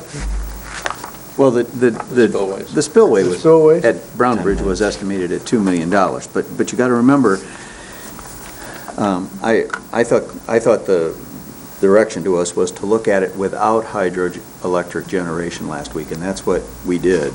But and what's not included in here, you're right, Commissioner, what's not included in here is anything that the DEQ, I can never remember what their agency is today, but what they might require in terms of spillway improvements if we don't generate hydroelectricity. That's not included in here. So you're right, these are incomplete because they've told us it doesn't meet their floodplain or their flood plan requirements either. This is just for the facility itself. And Todd, I don't know, we talked about numbers, but this does not include anything that the DNR might mandate, DEQ might mandate for improvements to spillways. Or FERC, right. But they're different regulations. And in the past, we always talked about the fact that FERC required this. Well, DNR, or DEQ, has told us, well, even if you don't generate hydropower, we don't think it meets our standards. That's why they made us lower it 14 feet. Well, first of all, one of the reasons that I brought this up is because I do see a situation where the most open process that's ever existed in the world has not really been that way, okay? I think that originally the FERC licensing was given up too quickly without public comment, and it put the bar a little bit higher because it cost us another $500,000 to $700,000 to get that licensing back.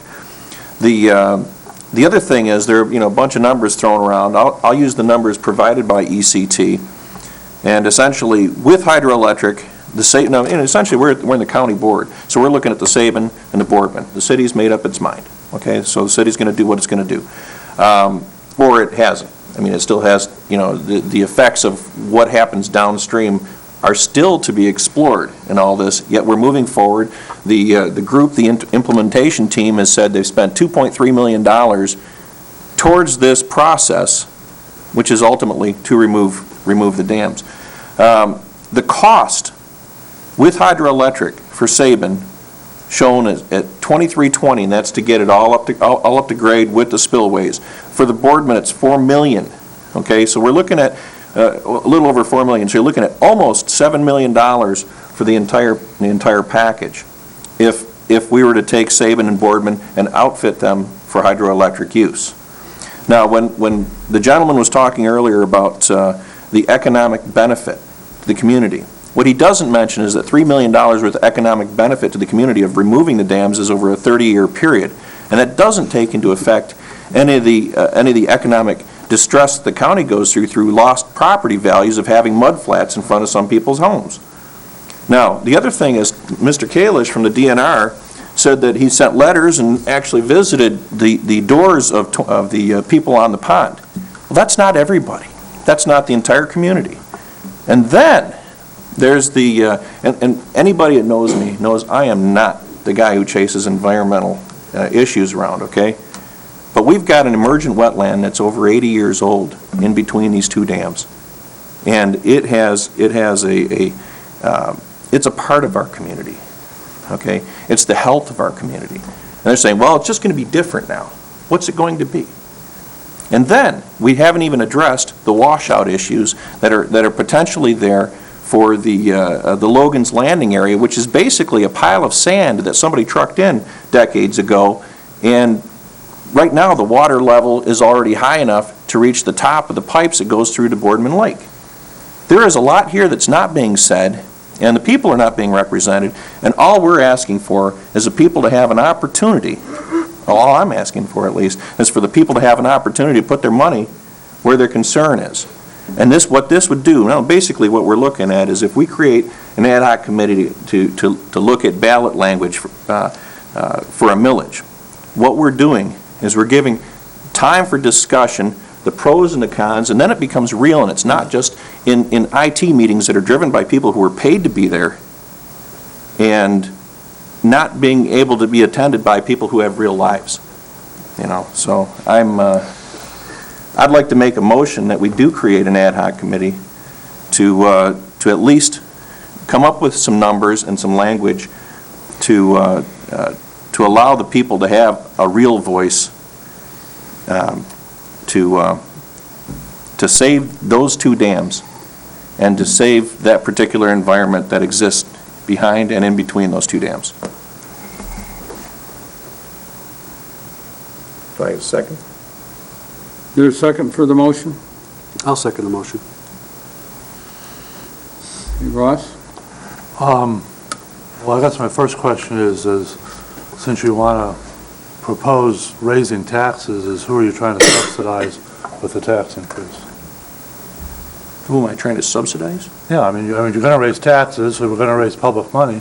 Who is that money for? Who are you subsidizing? It's my contention that economically, we may be in a worse shape if we don't do it. No, you aren't answering the question.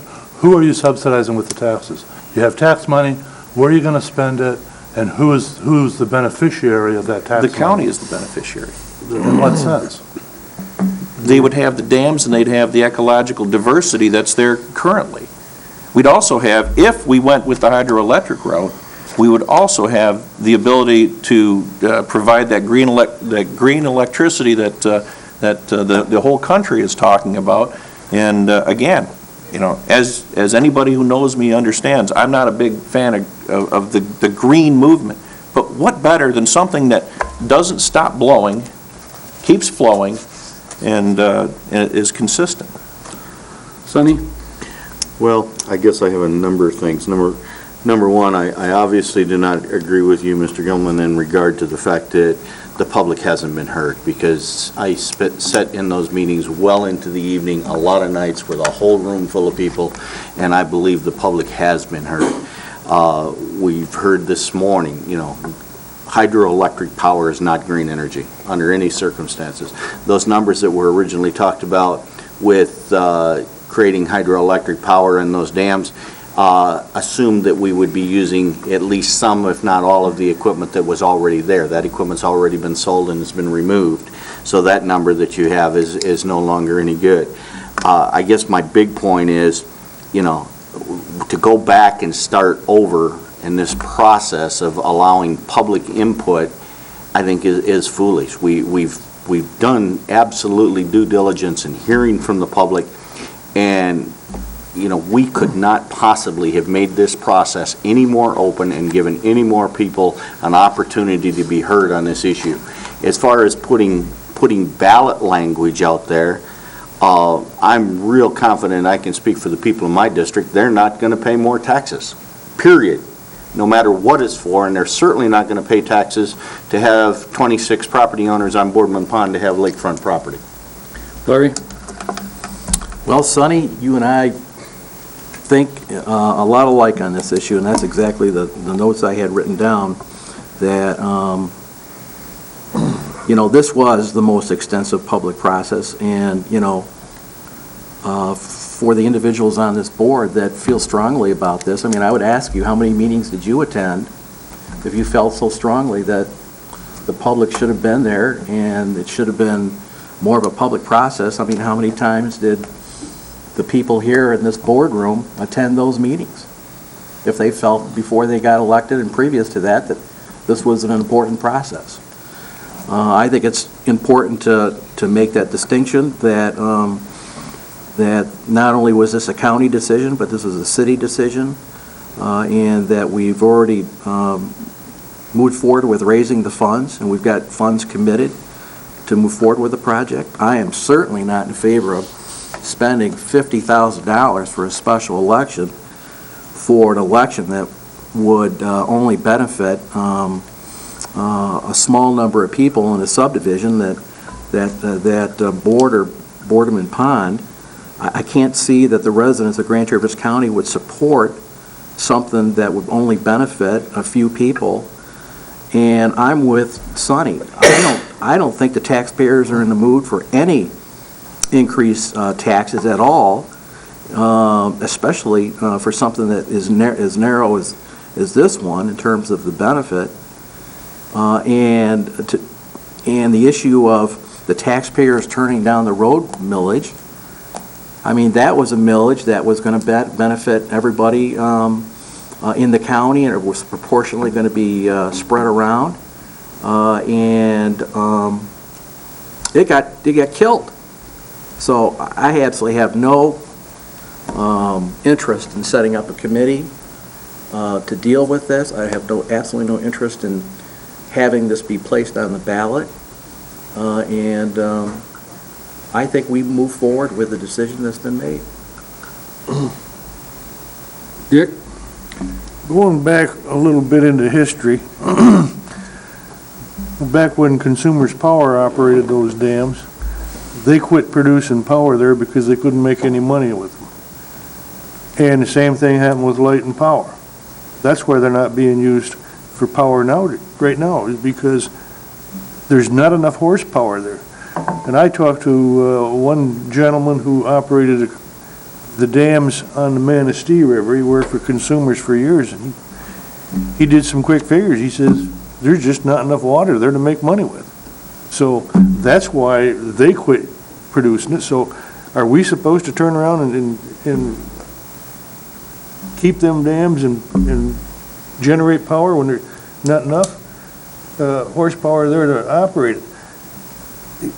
The guy from Consumers did say that if you built the Boardman Pond up to the height of the valley, you could get enough water if FERC would let you use it in peak times. But FERC doesn't do that. You got to have a run of the stream now, and they just don't allow it anymore. So to me, it was just economic. You know, I'm sorry those 26 people are getting kicked around a little bit, but it's pretty clear to me they don't have riparian rights anyway, so nobody ever has riparian rights on an impoundment. Rob? I just want to clarify, this is not a motion to put a millage on the ballot, it's just to explore it. The difference of opinion we seem to have as the board is one of public perception. And there's a few of us that think the public's not comfortable with us, and the rest of you think it is. This isn't about 26 households, because they aren't the ones using all the electricity that could possibly be generated. The only way, I'm a fiscal conservative, the only way I would consider keeping the dams with the facts that I have would be if the public wanted it, and that's why I would encourage a public election. I wouldn't have a special election for $50,000. I don't know what the cost would be to print 3 more lines in the next ballot that's going out anyways. And that's the only reason I want to consider it. I'm not saying let's do it. I'm saying let's consider the public's opinion. And if the public, the citizens of Grand Traverse County, 75, 80,000 strong, or I don't know how many of those are voters, but say, yeah, we'll pony up the extra. Because whenever I talk to people on the street, they say, it makes a lot of sense. We got those rivers, we've got dams, let's make electricity. Well, are they willing to pay the upfront cost to get that going like it's supposed to be, with the proper state-of-the-art equipment, with the spillways, whatever that cost may be? All I'm saying is, let's say, okay, here's the cost. Public, are you willing to spend it? Because I'm not willing to spend it out of county funds, because it doesn't make sense. Jason? Well, and to remind folks, first of all, it does cost more to take them out than to repair them. To repair them with hydroelectricity, it comes at a balance. The money is apparently there to remove them. There are grants in flow.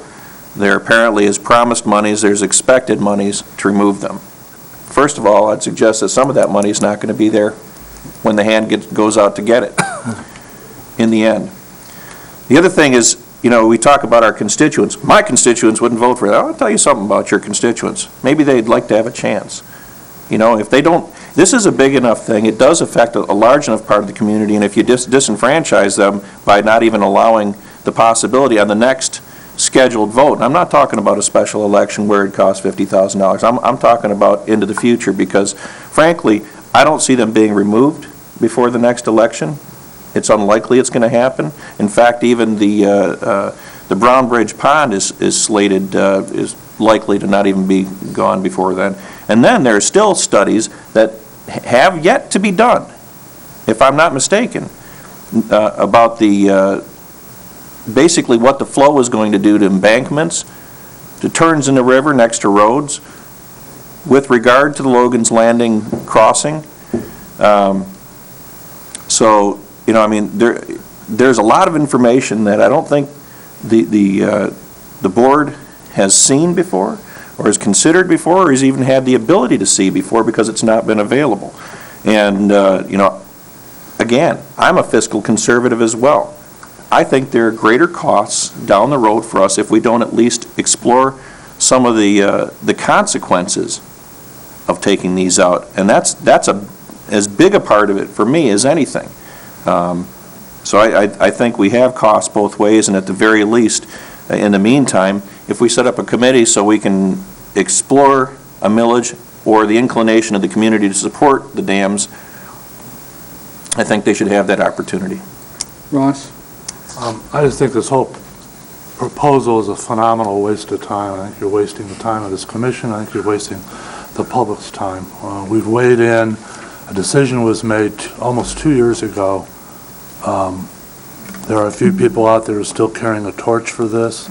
Obviously, not everybody was happy, but the decision was made and we're moving forward. And I think we're moving forward with the best interests of the public in mind, and I will not be voting for this.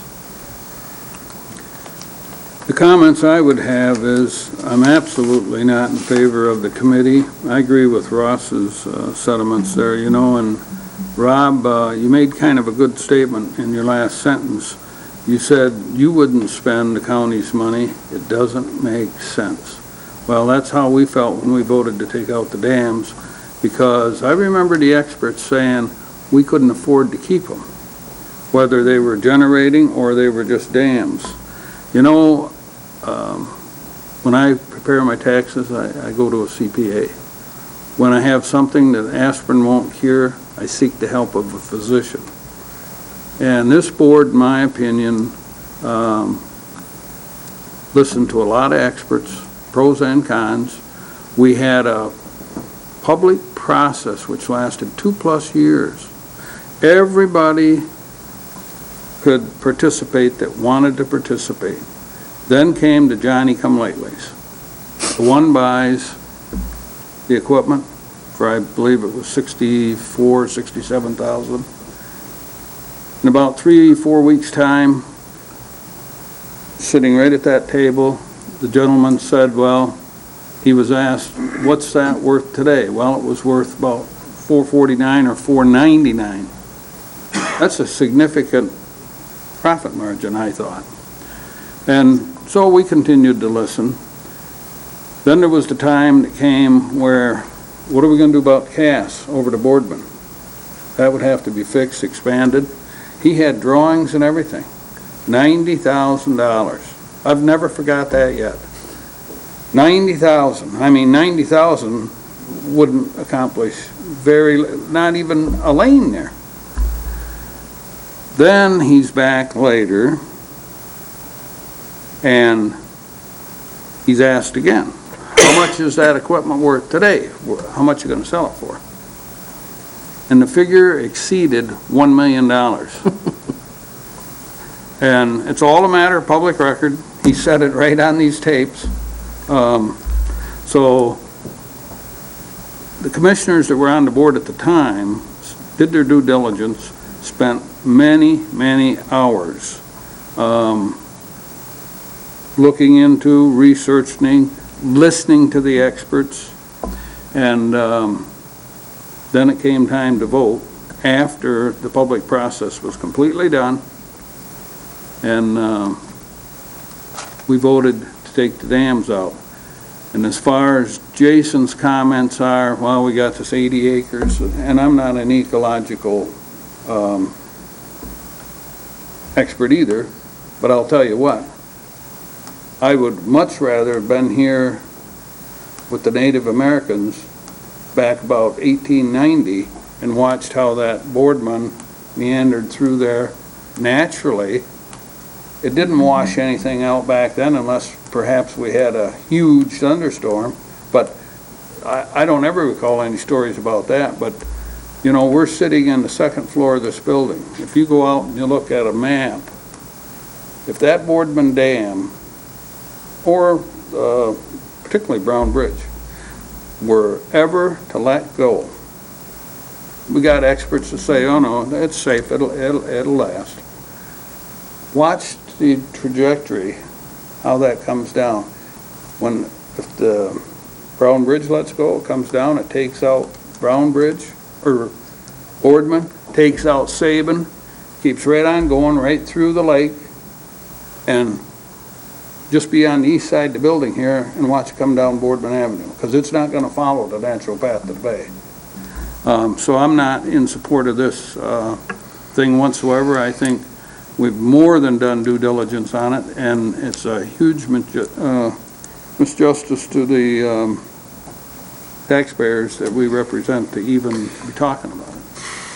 Well, I think even more than the fact that we did our due diligence and we listened to the public, in order to overturn those decisions and go back and look at it again, we are doing a huge injustice to the people that were participants in the Boardman River Dams process, the people that were dedicated to be there 1 or 2 nights a week for 2.5 years, you know, plus all the committee meetings. You know, it's just, you know, I didn't attend nearly as many as some of the rest of you did. I just simply didn't have the time.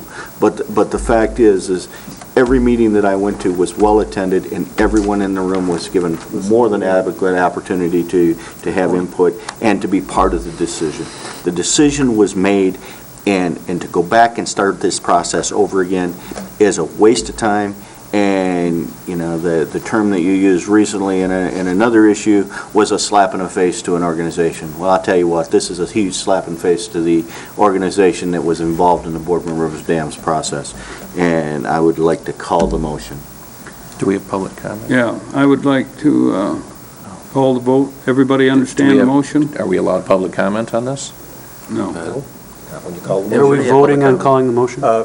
Yeah, we're going to vote on the motion. Mr. Chairman. He said call it. That means you vote on whether we're going to vote. No, we're going to vote on the motion. Mr. Chairman, I just want to point out that I think at the beginning of the meeting that you made the remark that people could speak at the beginning, or if they wanted to wait, they could speak. And so I think it's important that you do ask if anybody wants to. I don't want to prolong this, but some may have decided to wait till now to give their comments. I think that's what we said. I don't recall that, but we're here to serve the public. Is there anyone that wishes to comment on this topic we're discussing? State your name and address, please. Thank you. My name is Brett Fessel. I live at 10675 South Newman Road, Illinois County, Maple City. I'm a biologist for the Grand Traverse Bay in Ottawa, Chippewa. Been there for about 15 years and have been involved in this project for 6 years plus. And earlier, Mr. Kalish and Mr. Knott and Mr. Winkler spoke, and I echo. They responded to several issues of transparency to the project and the costs and the exhaustive and alternative analysis. I was, throughout that process, I was involved and can witness that as well. I I echo all those comments, but I would like to add a little bit more, a different perspective, if you will. And Mr. Felice, you pointed to that, and I appreciate that. I appreciate everybody also taking the time to listen to the words that I want to say. You know, as the river, we call it Boardman now, thousands of years ago, it flowed through here, was formed, and it served local communities for thousands of years in terms of energy. Served them in energy, transportation, food, cultural, you know, traditional practices, all these things, but it provided that energy. And then all through that time, you know, that energy that was provided to those communities all of a sudden was harnessed up for our purposes for a local community, a small local community, and at the time was probably prudent and effective and generated enough power. But that was 100 years ago, 50 years ago maybe. The technologies that were available and used produced enough power for that small community. And to this day, I have not seen the technology it made available. I've worked, you know, with and looked at a lot of different hydropower projects and river restoration projects. And for the Boardman River, in the grand scheme of things, is a small stream when it comes to generating power. The energy that's in there, the potential energy for the demands that this community would like to see is not economically feasible.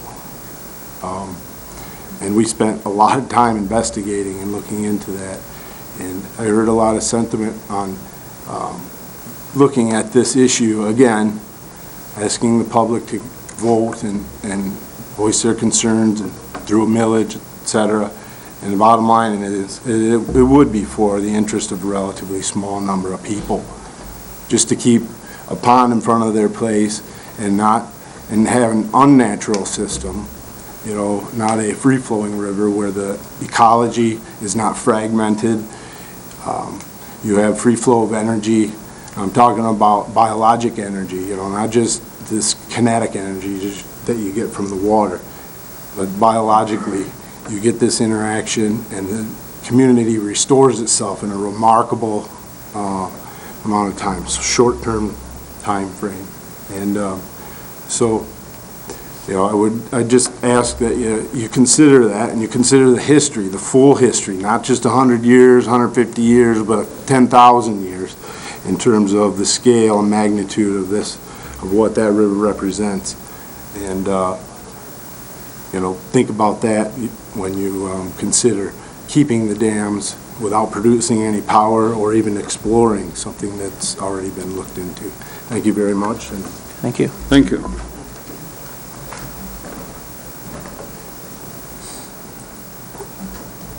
Good morning. Good morning. Your name and address, please? My name is Jim McIntyre. I live at 407 Boardman View Drive on the pond. I'm a property owner.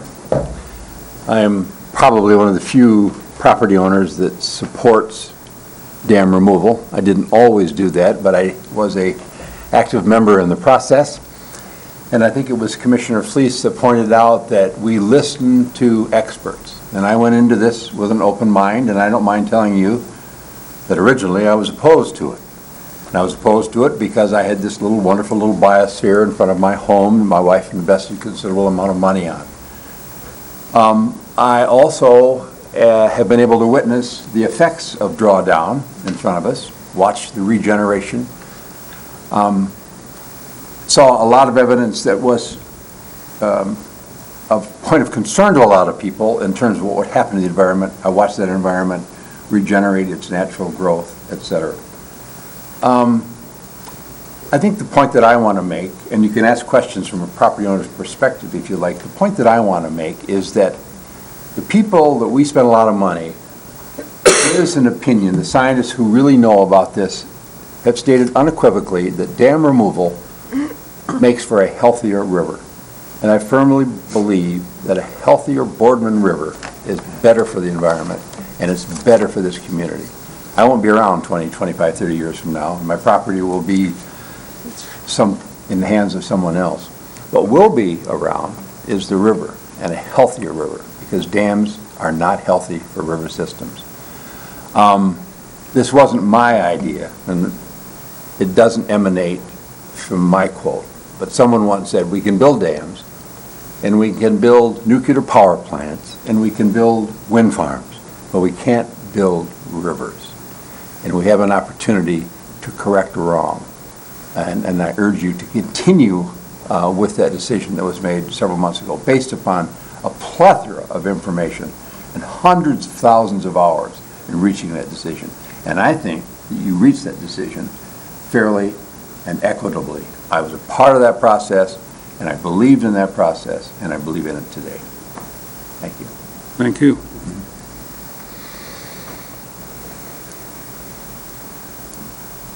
Morning, John. Morning. John Nelson, 4022 Inquachee Crest Commons, Traverse City. I represented NIMIAC during this discussion, the Northern Michigan Environmental Action Council, during that whole process. Attended not all the meetings, but a great number of the meetings. I don't think the issues have changed. We can go back and forth about the issues and the science, et cetera.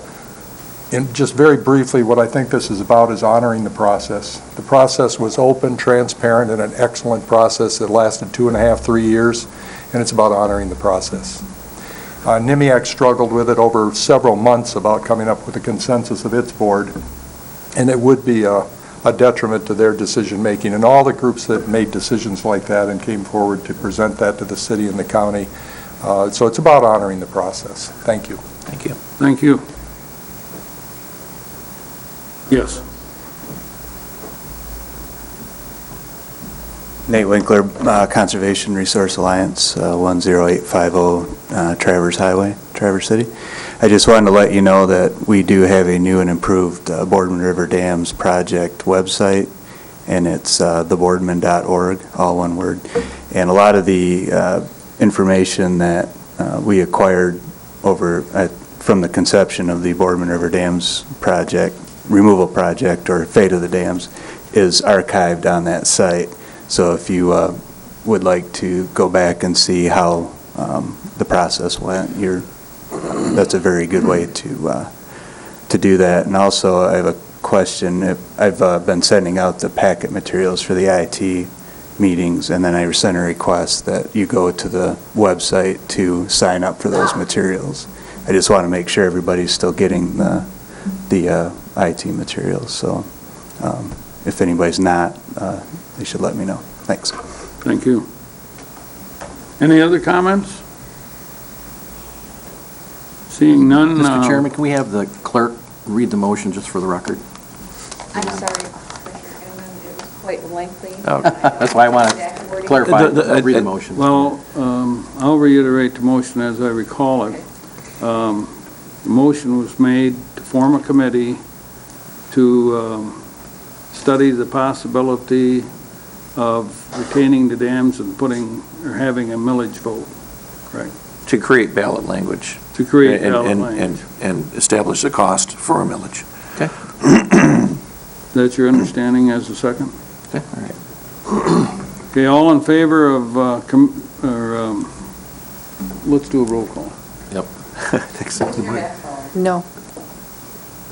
Leventhal? No. Edmund? No. Henschel? Yes. Gilman? Yes. Wheelock? No. Thomas? No. Richardson? No. Chairman, please. No. So, Mr. Chairman, as your implementation team representative, I assume that we should just continue to move forward now as we've been. That's correct. Just like we voted whenever the vote was held. Yep. Okay, next item would be new business. Do we have any new business? No, Mr. Chairman. Second, public comment. Do we have anybody in the public that wishes to comment? Looks to me like they're scurrying for the door. I don't blame them. I don't blame them either. Commissioner committee reports. Ain't got no. Sonny? Mr. Chairman, on this board's behalf, I participated last week in the Solid Waste Planning Committee meeting. Draft language was prepared and approved. That draft language has been approved by the state of Michigan, or the DNR, in regard to the licensing requirements. The wording changes for the amendment cite specifically the American Waste Facility on we're in the old Tower Building on Hughes Drive, and therefore it becomes automatically consistent with the solid waste plan, and then licensing would not be a problem. We have sent notification to the Record Eagle for a public hearing to be held. That public hearing, I believe, I don't have the date because it had to be 30 days from the published date, so I'm not exactly sure what that date's going to be. But we are going to move forward with a public hearing. The process, if you may recall, requires that we hold a public hearing on the amendment, and then we have a 90-day open public comment opportunity, and then it will come back to this board for approval, and then it has to go out to the 13 townships, the 2 villages, and the city. In an attempt to expedite this and move forward, I believe the community certainly supports this facility. Therefore, the committee is committed to move forward with this amendment. But we also have a commitment, at least I'm pretty sure we have a commitment from the appointed representatives to work on a second amendment directly, probably at the same time, while we go through this 90-day public input process, that will review Grand Traverse County solid waste plan from cover to cover. All of you in this room have heard me say repeatedly that our plan does not fit our community. It might have, in some people's opinion anyway, in 1999 when it was drafted, but it certainly doesn't meet the direction that our community has taken in recent years. So we do have a commitment from the committee to move forward with that. Myself, I am currently in the process, and I'm about 2/3 of the way through, identifying all of the things that are in our solid waste plan that we as a county do not do, that the plan requires that we do, that we don't do. And we've repeatedly been told by the public they don't want us to do that. And I'm also working with an outline of what specifically is required by the state be in a county solid waste plan, so as that we can work on drafting basically a new solid waste plan that meets the desires of the community and isn't written in a tunnel. Rob? I just had a clarification. Last week, I think it was, we mentioned Metro, and I'm the liaison to the Metro Fire Board based on the fact that we give them a grant for an education program. And as my wife kind of set me straight, I was under the impression that was strictly a Metro program. But I did some checking with Pat Parker, the chief at Metro, and that is actually a collaborative program with other fire agencies. So Meredith, the educator that is hired by our grant, is collaborating and doing educational programs with the whole county. So that isn't county dollars being spent just on 3 townships. And with regards to the assistant, that is, I actually checked on that too. That is paid for through the Bay Area Senior Advocates, which is run on a federal grant, and they are paying 100% of her wages. Again, that grant is not being used to hire more staff for that program. On a personal note, my wife's on the board of the Autism Resource Network, and they held a walk at the Civic Center last fall, and Meredith was there to help educate, and she brought the little Sparky fire dog and to help educate families on fire safety and other safety. Another area fire department was there, and they didn't have much educational stuff available. Meredith did. In fact, they left early. So my wife was raving about the program and said it's working great as far as she's concerned. Thank you. Anyone else? Let's see. Notice and announcements? Mr. Chairman, I have 3. First of all, tomorrow at 1:45 in this room, there will be the implementation team will hold the interviews for the engineering teams for the dam removal. And so those will start at 1:45, and I think the second one is due to start at 3. They're public. Anyone's welcome to come for those interviews. Secondly, I hope you all received a notice, but next Wednesday on the 23rd at 2 o'clock, the law enforcement, our sheriff's department will hold their Law Enforcement Employee of the Year award ceremony here, and you're all invited to be at that. 2 o'clock here on Wednesday in the Commission Chambers, so I wanted you to have that for your calendars. And then finally, the city has asked if the county board would hold a joint meeting with them on February 28th. That's at their study session. That's a Monday night, for the purposes of hearing presentations on a new project that they're looking at for Grand Traverse County area called Next Michigan. And it is, maybe Commissioner Richardson knows more about it. We're just learning about it. But evidently it's a new economic development program in Michigan where we would be eligible as a pilot project to set up districts that would provide for some incentives for business development. Originally, it started around airports, and now it's expanded out. And the city, it requires city and county approval to do such a district, and it has the interest of at least 5 or 6 townships who are interested in looking at being a part of it with us. And so they would like to hold a joint meeting to have presentations made by the economic development people, and these townships have agreed to come to this meeting as well, and they want to do a joint meeting, city, county, and townships, to hear the presentation and get initial understanding to see if you have any interest in moving forward with it. That's 7 o'clock on the 28th, Dennis? We haven't set the time yet. I'm here to ask you if you would be willing and if you have an interest, and then we would try to do that. I don't know anything about it, but and maybe this is a question for Larry.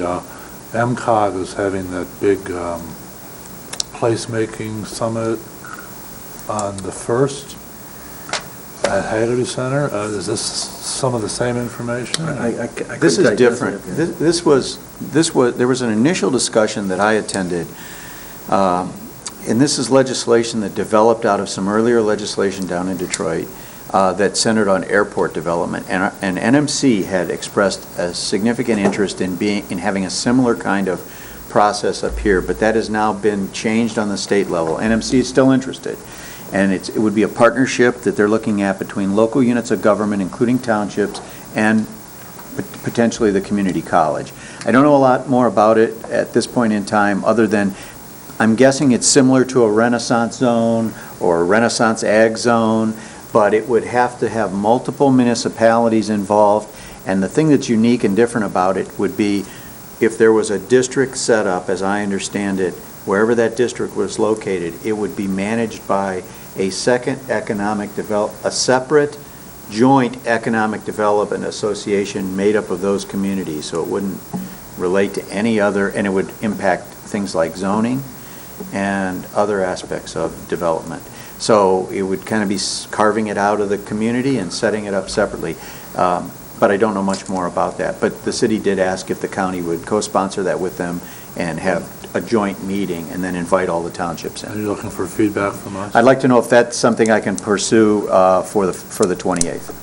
So, I mean, it's good to meet, but then I go to city commission meetings on Monday nights anyway, so. Can I go ahead? That's easy. And again, That's easy. so do I, so it's fine with me too. So the hydro, the No. issues of the dams is going to also be at that meeting? No, they don't want to So do that's that off jointly. that's off the agenda? That's right. This would be instead of. So where would we have that meeting, here? Yes. The joint meeting? Yes. Yeah, well, we're not sure yet. It'll either be here, if there's a big enough crowd, we might move it to Haggerty. They're checking to see if Haggerty's available. But since it's the county and the city that would have to approve it a year down the road, the city asked if you would co-sponsor the meeting. Well, at least from my perspective, I've repeatedly said already this morning that I'll support anything that'll bring more jobs into our community. So if it brings jobs here, I'm more than willing to participate. Thank you. We'll pursue that then. You know, on a lighter note, I noticed Dean talked about a deficit, or last year's budget, a deficit on the county road patrol.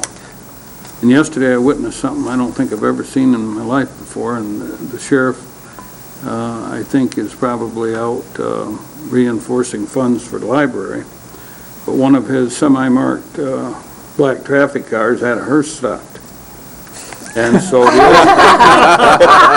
the old saying is you can't be late for your own funeral. Well, Yes, you can. so I thought that was kind of interesting. Funny. We have a closed session, I believe. Is there a decision to be made? There will Dennis? not be a decision made, and we can do it in 5 minutes. Okay, can I have a motion? Mr. Chairman, I would move that we go to closed session in regard to the Circuit Court Administrator labor negotiations. Support. Been moved and supported to go into closed session for labor negotiations. All in favor? Got a roll call. Or roll call, yeah. Mr. Lundstedt? Excuse. Yes. Inman? Yes. Mitchell? Yes. Gilman? Yes. Rivas? Yes, ma'am. Thomas? Yep. Richardson? Yes. Axball? Yes. 5 minutes. Chairman, please. Yes. See, that's what I thought. I thought it was.